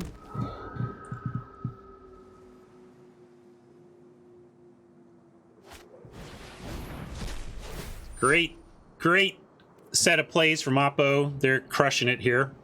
It's going to be tough for us to win now. We need some help off the top. Got a bunch of must kills. Hey, I got exactly what I asked for, though, so hard to complain about that. We'll get this land there. It might just not be enough, though, is the thing. We can fight with the sculptor and make an amulet.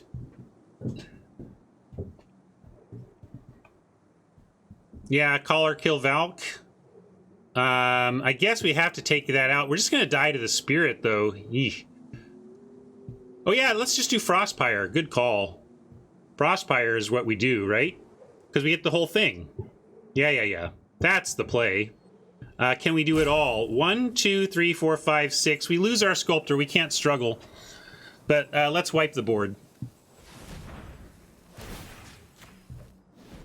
Wipe board seems fine.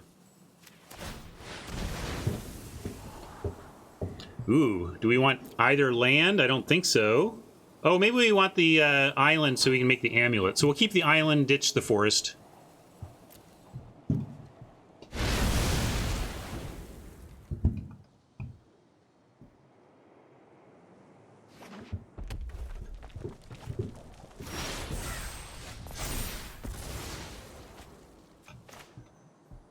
All our creatures have Death Touch.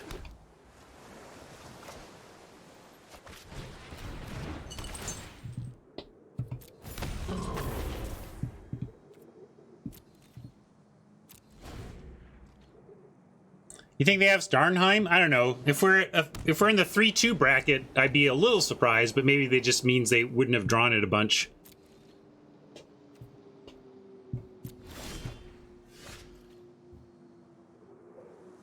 Hard to say. If this is something like a Warhorn Blast, that's why they would, right? Let's say this was Warhorn Blast, you'd snap foretell it, right? Let's go... Yeah, anything reactionary you would do that with. Verdict here. It could be Verdict, but we have Snakeskin Veil to surprise him with backup Hexproof.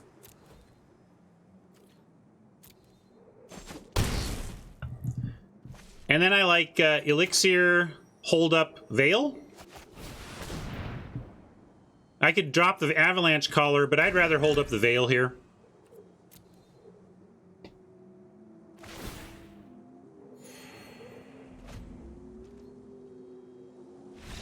All right, they were done. Hey, look, I barely ever remember to look, but I want to look. Will it let me look? View battlefield. What did they have? Demon Bolt was waiting.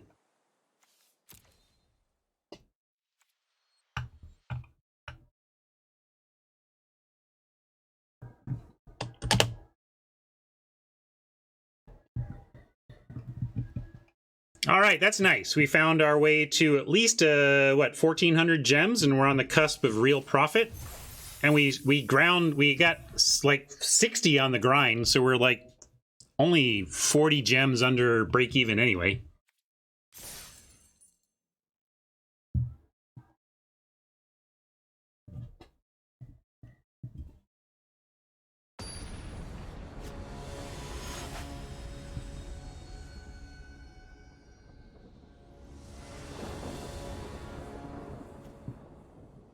Hey, now this is an open.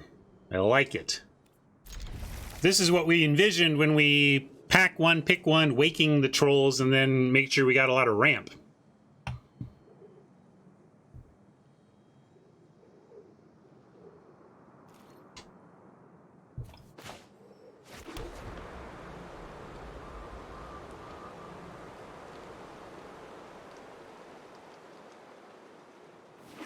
All of it snow, too.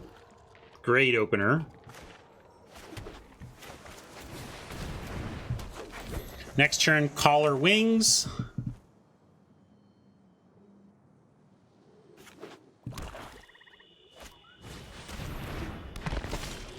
Haunted Edge not getting us yet. It might next turn though, so no black, so we can't pick it off. But we'll make him have it, and in the meantime, do our 2-spell turn.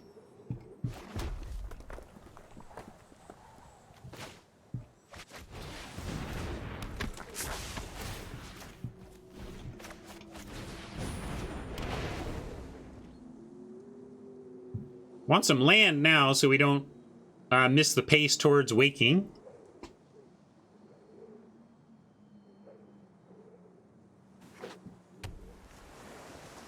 And they didn't find another snowland anyway, so they don't even have the choice. That's good.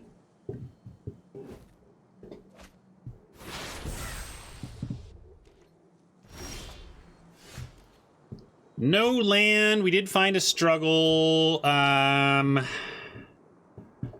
You don't have to foretell it. We could just try, but we don't even have the strength to take it out. I guess we did. We would have. Let's fly and foretell, I guess. Not much else to do, right?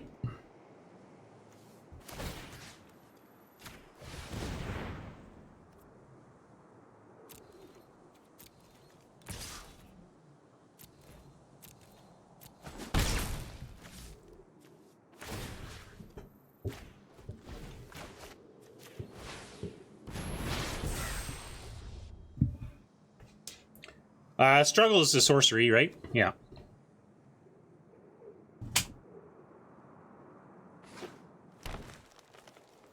Oh, after combat, sure. Good point. Jinx thinking one step ahead of me.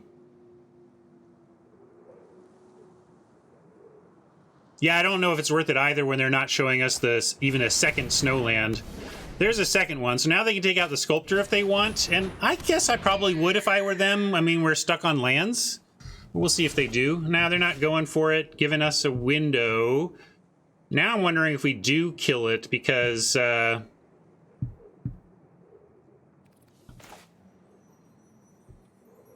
I think we just struggle the Raven. Yeah, we could squash the bird. We can struggle the bird. Let's just struggle the bird, make the Avalanche Caller bigger, and we can even get in for 4.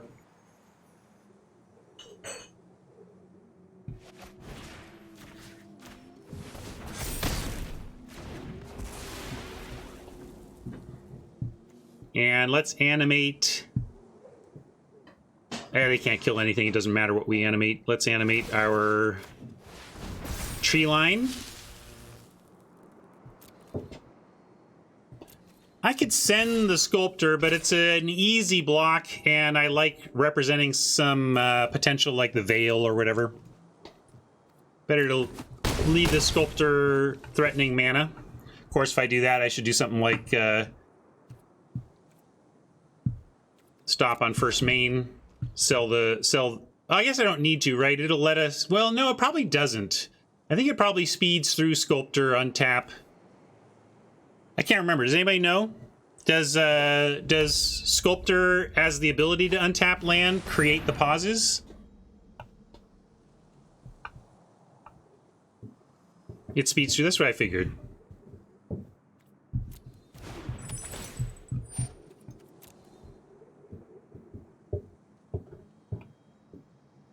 Well, they make manual exceptions. I mean, it's not a mana ability, but sometimes they make exceptions card to card to not slow the game down, but I don't know if they bothered in that case. But we'll find out. Here, I'll take the stop off and we'll see. Trying to remove stop. Oh, whatever. Okay, fine. All right. All right, now let's see if there's a pause. Or if it just shoots it to the end of our turn.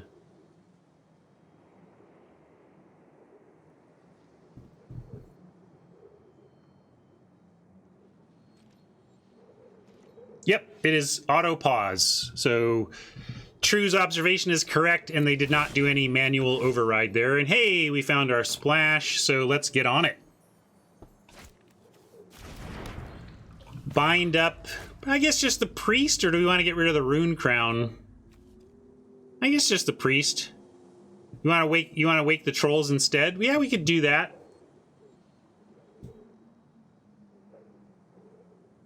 I guess since this isn't doing that much, we can... I was excited to get mana for the binding, but yeah, we could do that. All right, so we go...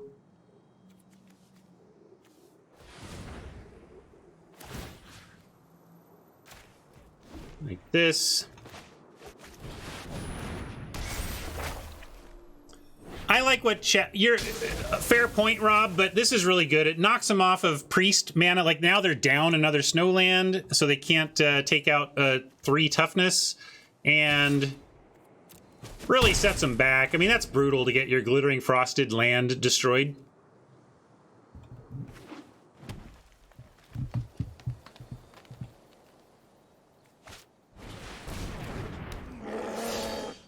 Which one are you thinking of for Good Morning Vietnam? I'm missing the joke. Hunter's cleverer than I am. I can do a Robin Williams, though, if you want. You don't want me to, don't. I'm not...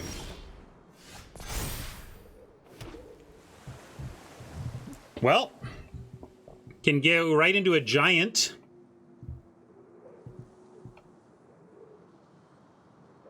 Or we can get rid of the shield, the troll, while shields are down. Hard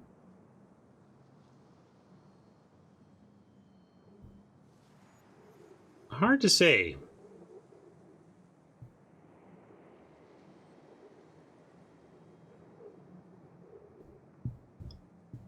Yeah, it's true. Binding gets an extra land and an extra troll. That's pretty compelling. So I like it just for that, if nothing else. Let's do that.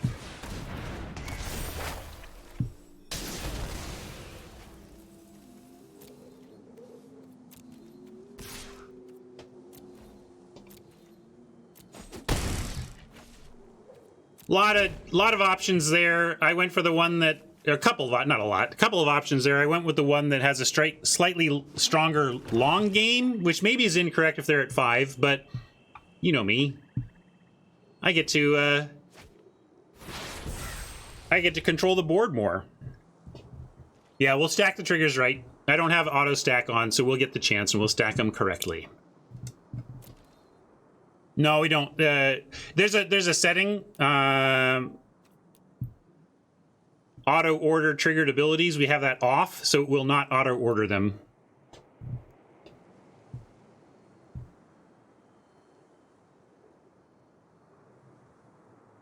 Yeah, that's a good point. Like if we do feel like they're so close to dead that the only answer is a sweeper, yeah, well, you can still do it either way. You basically say, are we going to save our Cinderheart Giant in case of sweeper, or save our, you know, binding or trolls? But I like this.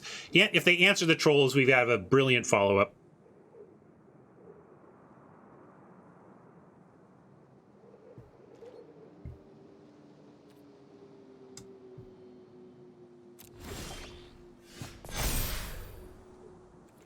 So we want this to happen first, and then that to happen.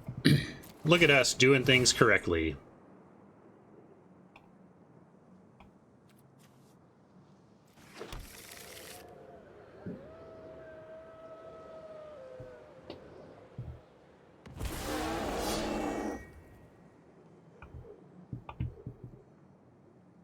One, two, three, four, five, six, seven. One, yeah, barely. We got a troll at least. One troll's better than no trolls.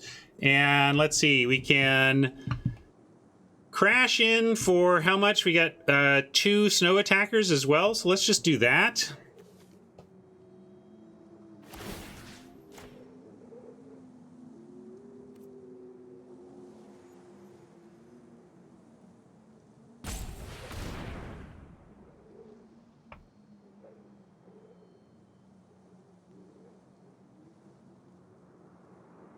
Yeah, Wings on a Land just gets it done all by itself, right?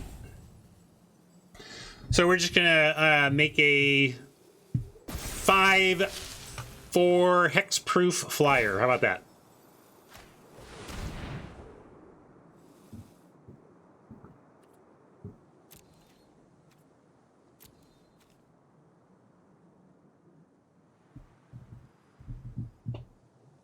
I throw a mountain at you.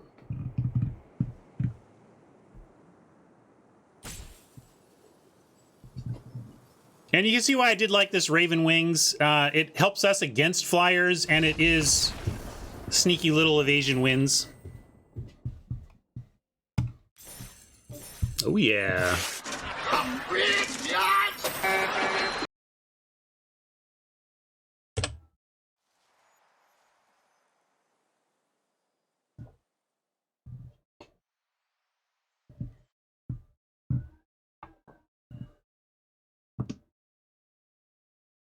Oh, sorry, I didn't take a look at the... You wanted to see the foretelling? I always forget to do that. I did it once today, and it's like the first time I've ever done it. Which is maybe a little leak in the format, but I'm not going to worry too much about it.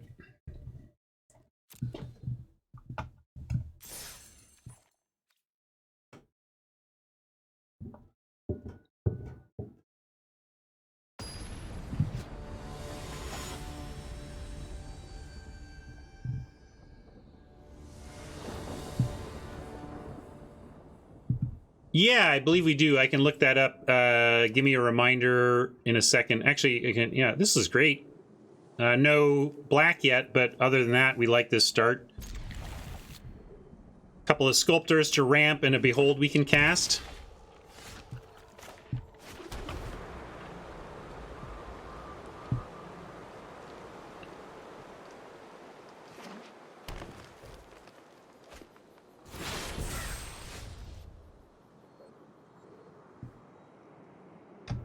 Here you go.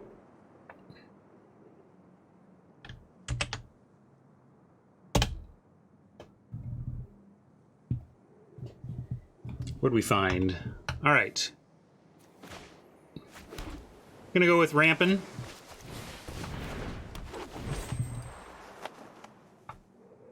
Next turn we get another sculptor and a struggle or a behold foretold. Probably struggle. Behold we want to cast as late as possible, just dump our board and then refill.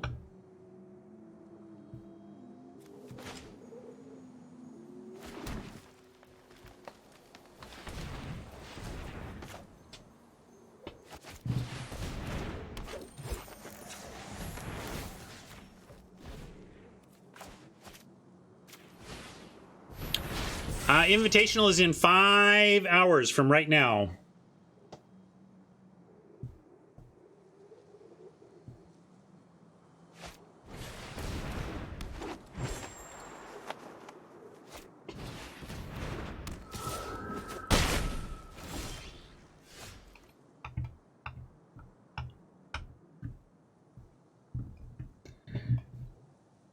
Yeah, East, I mean, if you're spending an extra 4 mana to find something to do, you've really stumbled on tempo, right? So if you can wait until you're out of things to do, then you haven't lost any tempo to maximize your card draw. Yeah, we can Outrider fight. Do we want the Spirit dead? Do we want the Sculptor dead? Do we want the Raven dead? We can fight a lot of stuff, but I don't know which one. Taking suggestions from chat. But I'm going to start by casting an Outrider. We know we're doing that much.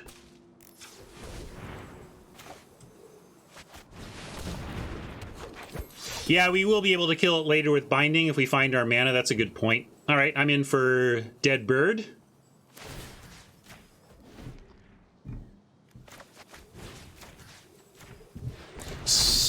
Sculptor, an interesting choice too, in that they have ramp here, and actually taking them off Sculptor takes them off even getting there on Ascendant Spirit.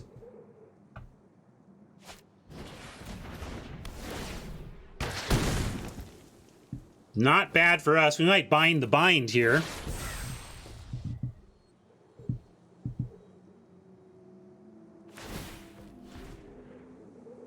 Looks like we're going to be hard casting the Behold unless we find something else to do. Well, that is not something else to do because we don't have the land yet. So let's go hunting for... Perfect thing to find on our Behold here would be the ETB tapped black-red dual land. That's what we're looking for. Can't remember D. I think I did.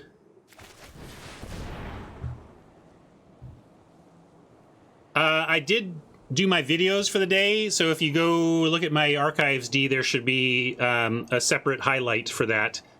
I don't think we want either of these. So let's do that. But I was trying to find this. Behold! Behold! Whoa! Hell yes, whoa! Oop, wait.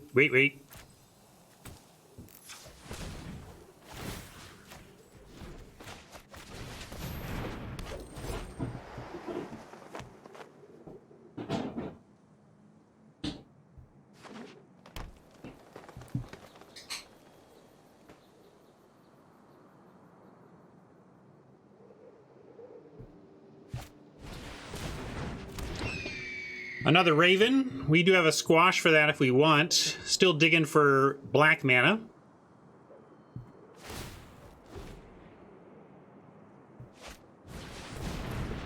Ooh, all sorts of juicy targets for this binding are emerging. Probably now need to really hit the pillar and squash, save squash for creature control. This is an interesting sitch. What are they doing this for? Isn't this a Eat of the Spirit? What am I missing? Must be like an accidental... You like the 1/2? I like the Spirit. Frostauger doesn't seem like it's doing much. I'm going to take this block.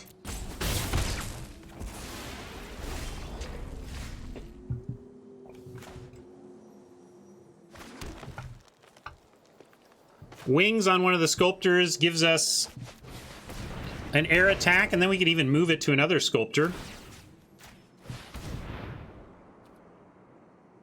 I like that. Want one of these? You can have one of these.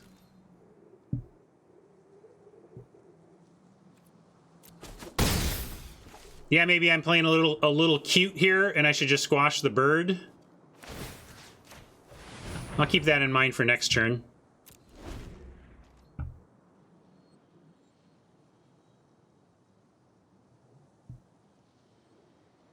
Probably won't be the same board state, though, between the pillar and untapped dudes here. Well, squash would get a lot of damage in, right? We get to attack for 6, but if they're already doing this, that's probably good for us. Frost Augers, you need to have such density to make this work. I mean, in a 40-card deck, if 15, you know, if 13 to 15 of your cards are snow, you're 1 in 3 to find one. I mean, it's hard to get this thing to hit consistently.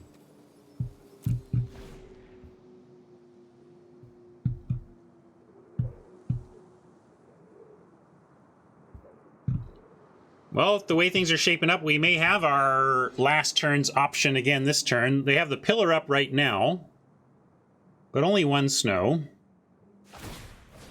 They're going for aggro. That surprises me. I love this. Great. You get in with your Raven, and we get in with 7? Okay.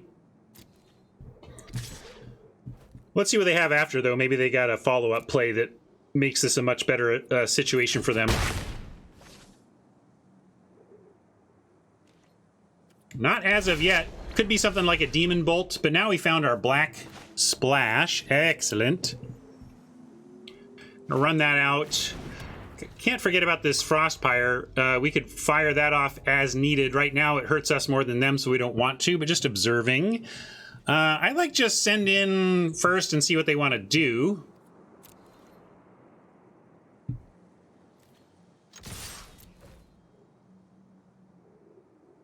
Oh, I was thinking it was double blue. But you're right. It is double blue, but we need a red to make it happen. You're right. Sorry. Okay, so they had a Frostbite. That's fine. Acceptable losses, as we say. Chat's so smart. I'm so silly. Bind the bird or bind the pillar. Squash can hit the bird. Squash can't hit the pillar.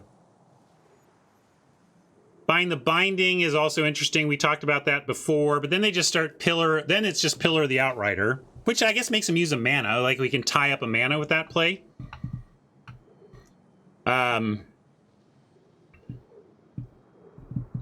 Yeah. If they don't have anything for the Outrider, I like the Bind, because then, it, as Jinx says, it just locks up the pillar for the rest of the game. But if they have anything else to deal with the Outrider, then we immediately regret it, because then they have an active pillar again. So, I see where Jinx is coming from, but I'm on pillar.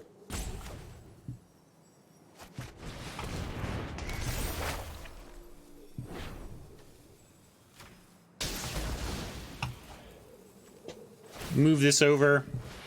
Have another flyer for next turn. I mean, 3, 4, 5, 6. They could have some pump to make it a little bit more, but I don't see how they get to 12.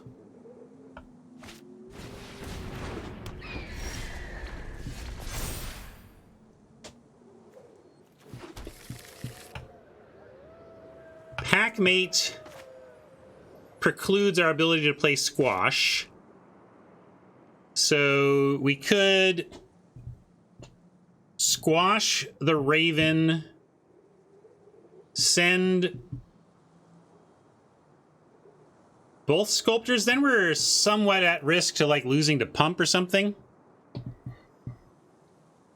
2 Sculptors to play, wait, what am I missing? We can't do the Pyre because... Oh, no, we can untap this. Yeah, we could do the Pyre, right? We could. Not that it matters. I don't think we want to, but I was just looking at that option. We could do that.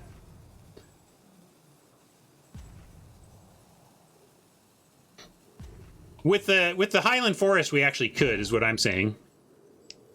But we can Squash and Packmate, yeah. So let's do that.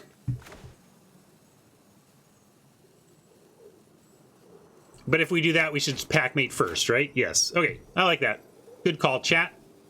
And I like how we do like our auto tapping here. Probably want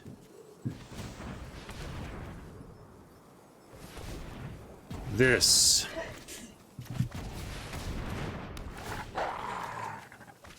Veil is interesting. So 1, 2, 3, 4, 5 total mana. We need all of it to Squash, so we're going to say no attacks and hold.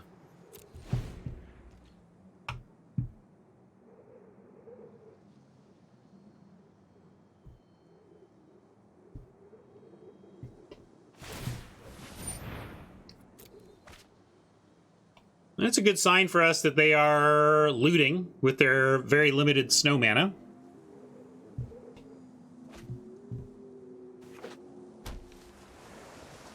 That's interesting.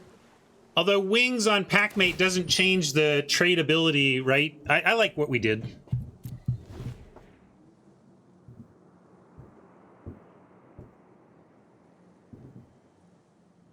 Setting up some mana, but for what? What's in hand? I don't know.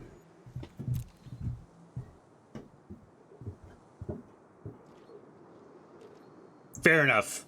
Veil wins combat. That's true, Mike. I was not thinking of it that way. Sorry, I also got distracted and then should have fired off the Squash there, but we could still be okay here because now... if we don't find anything, it won't matter that much anyway, but I meant to fire off the Squash. Little chat distraction, but that's my fault.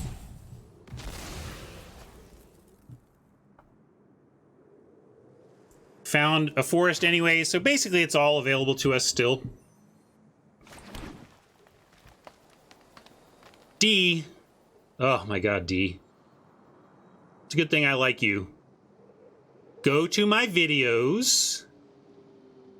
Go and look at the highlights, and there's a highlighted AMA in the videos.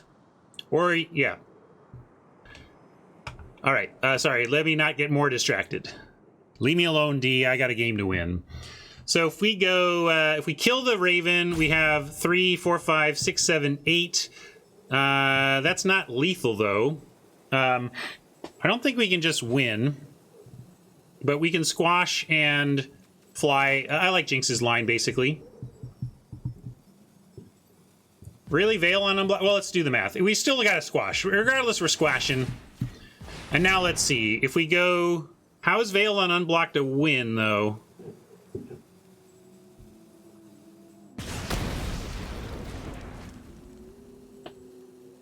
They block the 3, and then we have 6, not 7, right?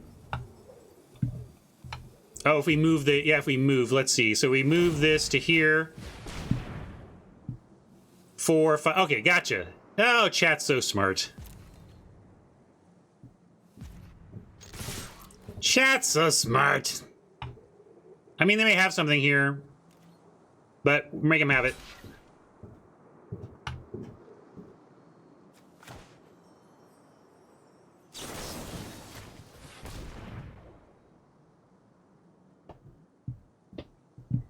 Pause is explained by Augur floodplain, so no major worries.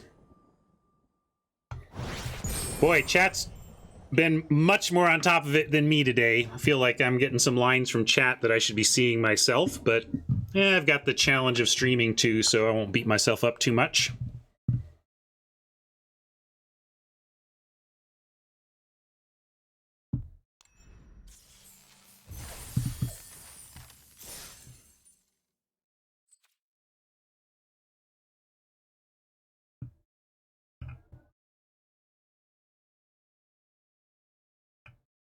If it's not in the spreadsheet, I don't know either, D. Full count. Bases loaded.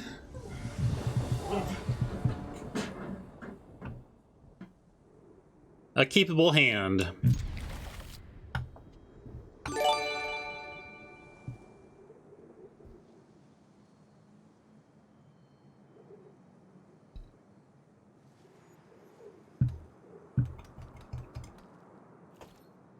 Yeah, I gotta figure out what to do about my board control mindset more proactively, rather than just acknowledge that it's a leak of mine. I gotta actually try to affect it. Maybe that means trying to get into the habit of checking life totals every turn. Even just starting with an uncapped 2020. You know, I don't know, it's something to get me thinking about life totals more consciously.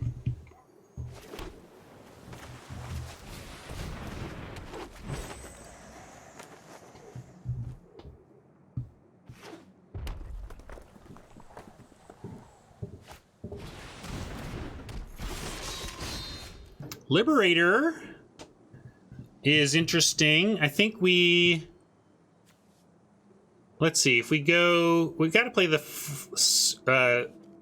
Frostpire. That's the only land we've got, and we're not drawing cards here.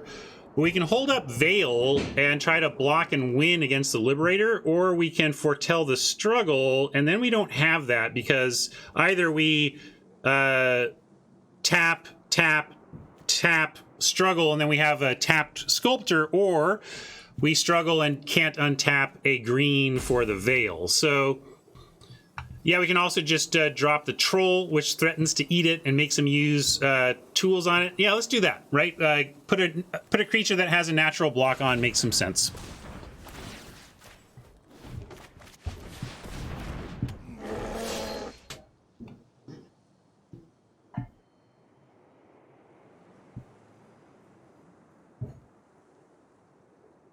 I tend to hesitate running Trolls out because you want them to have 2 snow to make that work. But it looks like it worked out for us, and now we get a struggle. Still only 1 green, so we're still kind of choked on green. We could also just drop an Outrider. If they couldn't they couldn't attack into the Icehide Troll, they're not going to be able to attack into an Outrider, right? So let's just do that.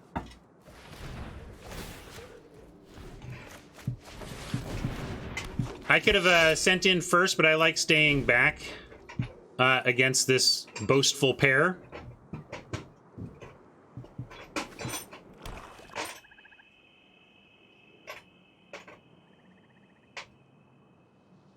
Noid liked the attack. I was playing it cautious, but maybe I should have. Maybe I'm, again, being too controlly.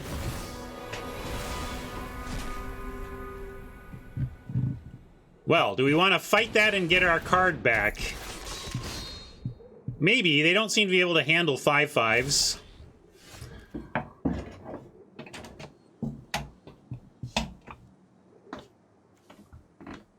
And I do... Let's put a counter on the troll, though. D did some math. Whoa.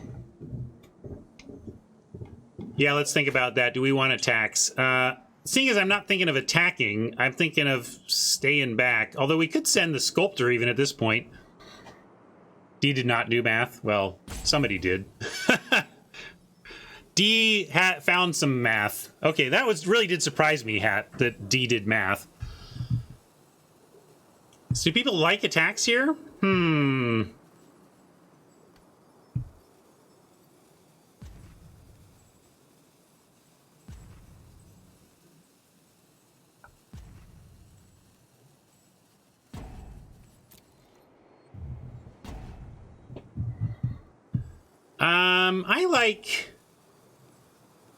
I mean, you gotta attack at some point.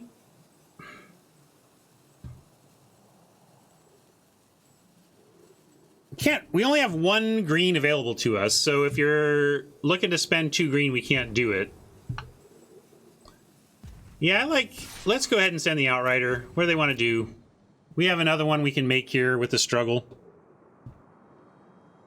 And the struggle's not a surprise either.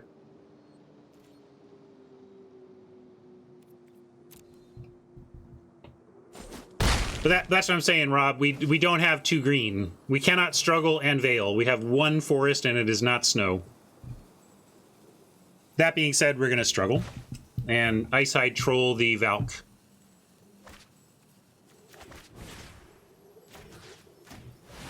No worries, Rob. It's in my range. I do that all the time. How many times today has chat informed me of how much of each color I actually have? More than once. More than once.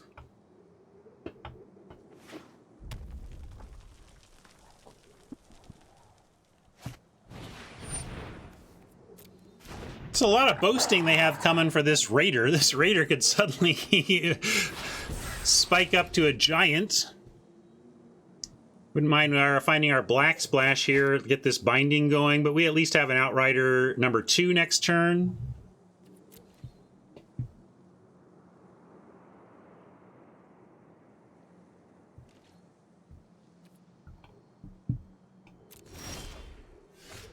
Can't cast this yet.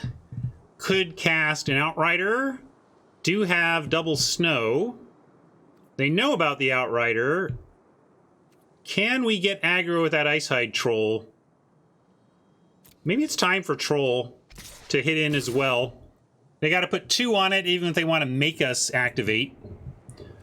And that's pretty good. And then we have the Outrider to follow.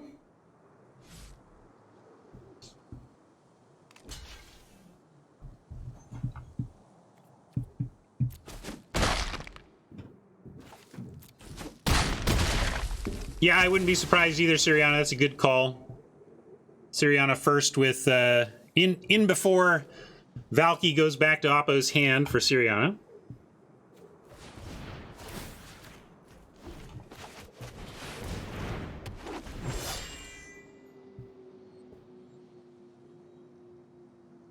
Well, Shan, the idea is that by the time you need a 5-minute turn, you've banked a couple of these.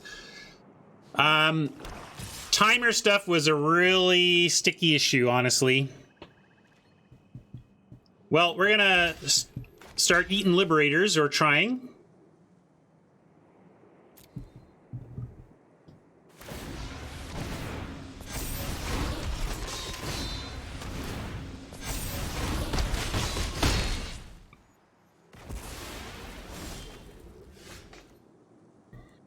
I don't think we're on Frostpire yet. We need 6 total, and we only have 5 with the Sculptor. We need a little bit more land. 1 more land, and then we can, yeah. But we can start flying an Outrider. That's pretty good.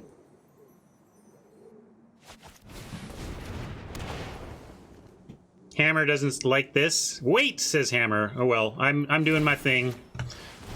tired of waiting for chat to bail me out on everything. Let's make a 2-turn clock. Hey, look! Oppo agreed.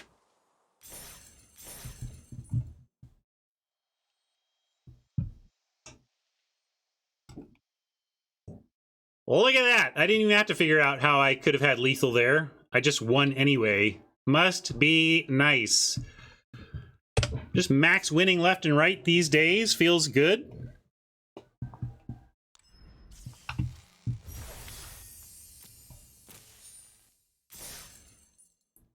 Claim this prize. I do my hair toss, check my nails. Baby, how you feeling?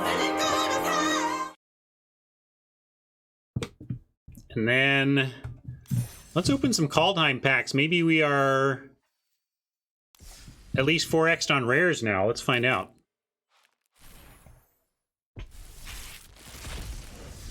Yeah, look at that. And we're 4x'd on rares right at the end of the format. Perfect.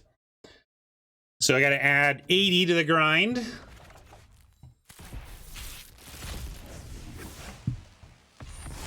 $100.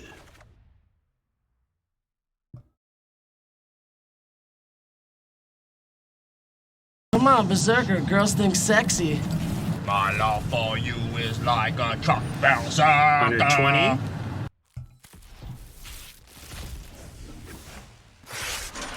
$140.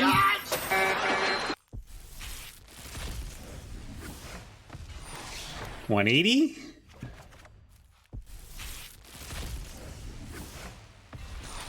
$200.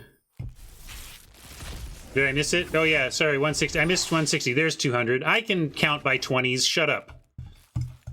I'm very smart. My mama tells me so. Is that 220?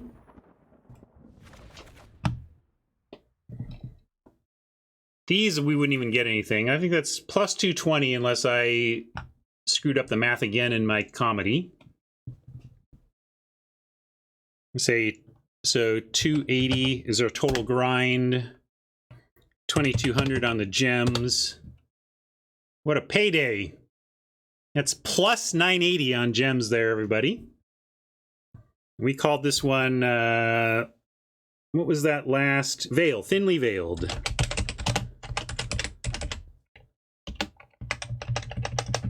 Right on. That was KHM, green, blue, red, black. With the old 7-2. 7 deuce. Not the best poker hand. My favorite premier result.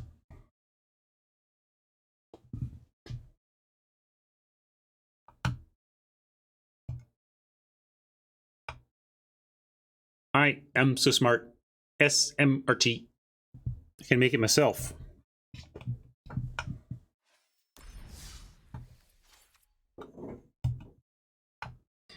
All right, I could leave you, but I'm going to show you a deck that might be my best in the format, and I'm currently 5-0 with it, and we're going to see if we can get another 7. So to start with, let me show you the poll, the tweet I shared this morning.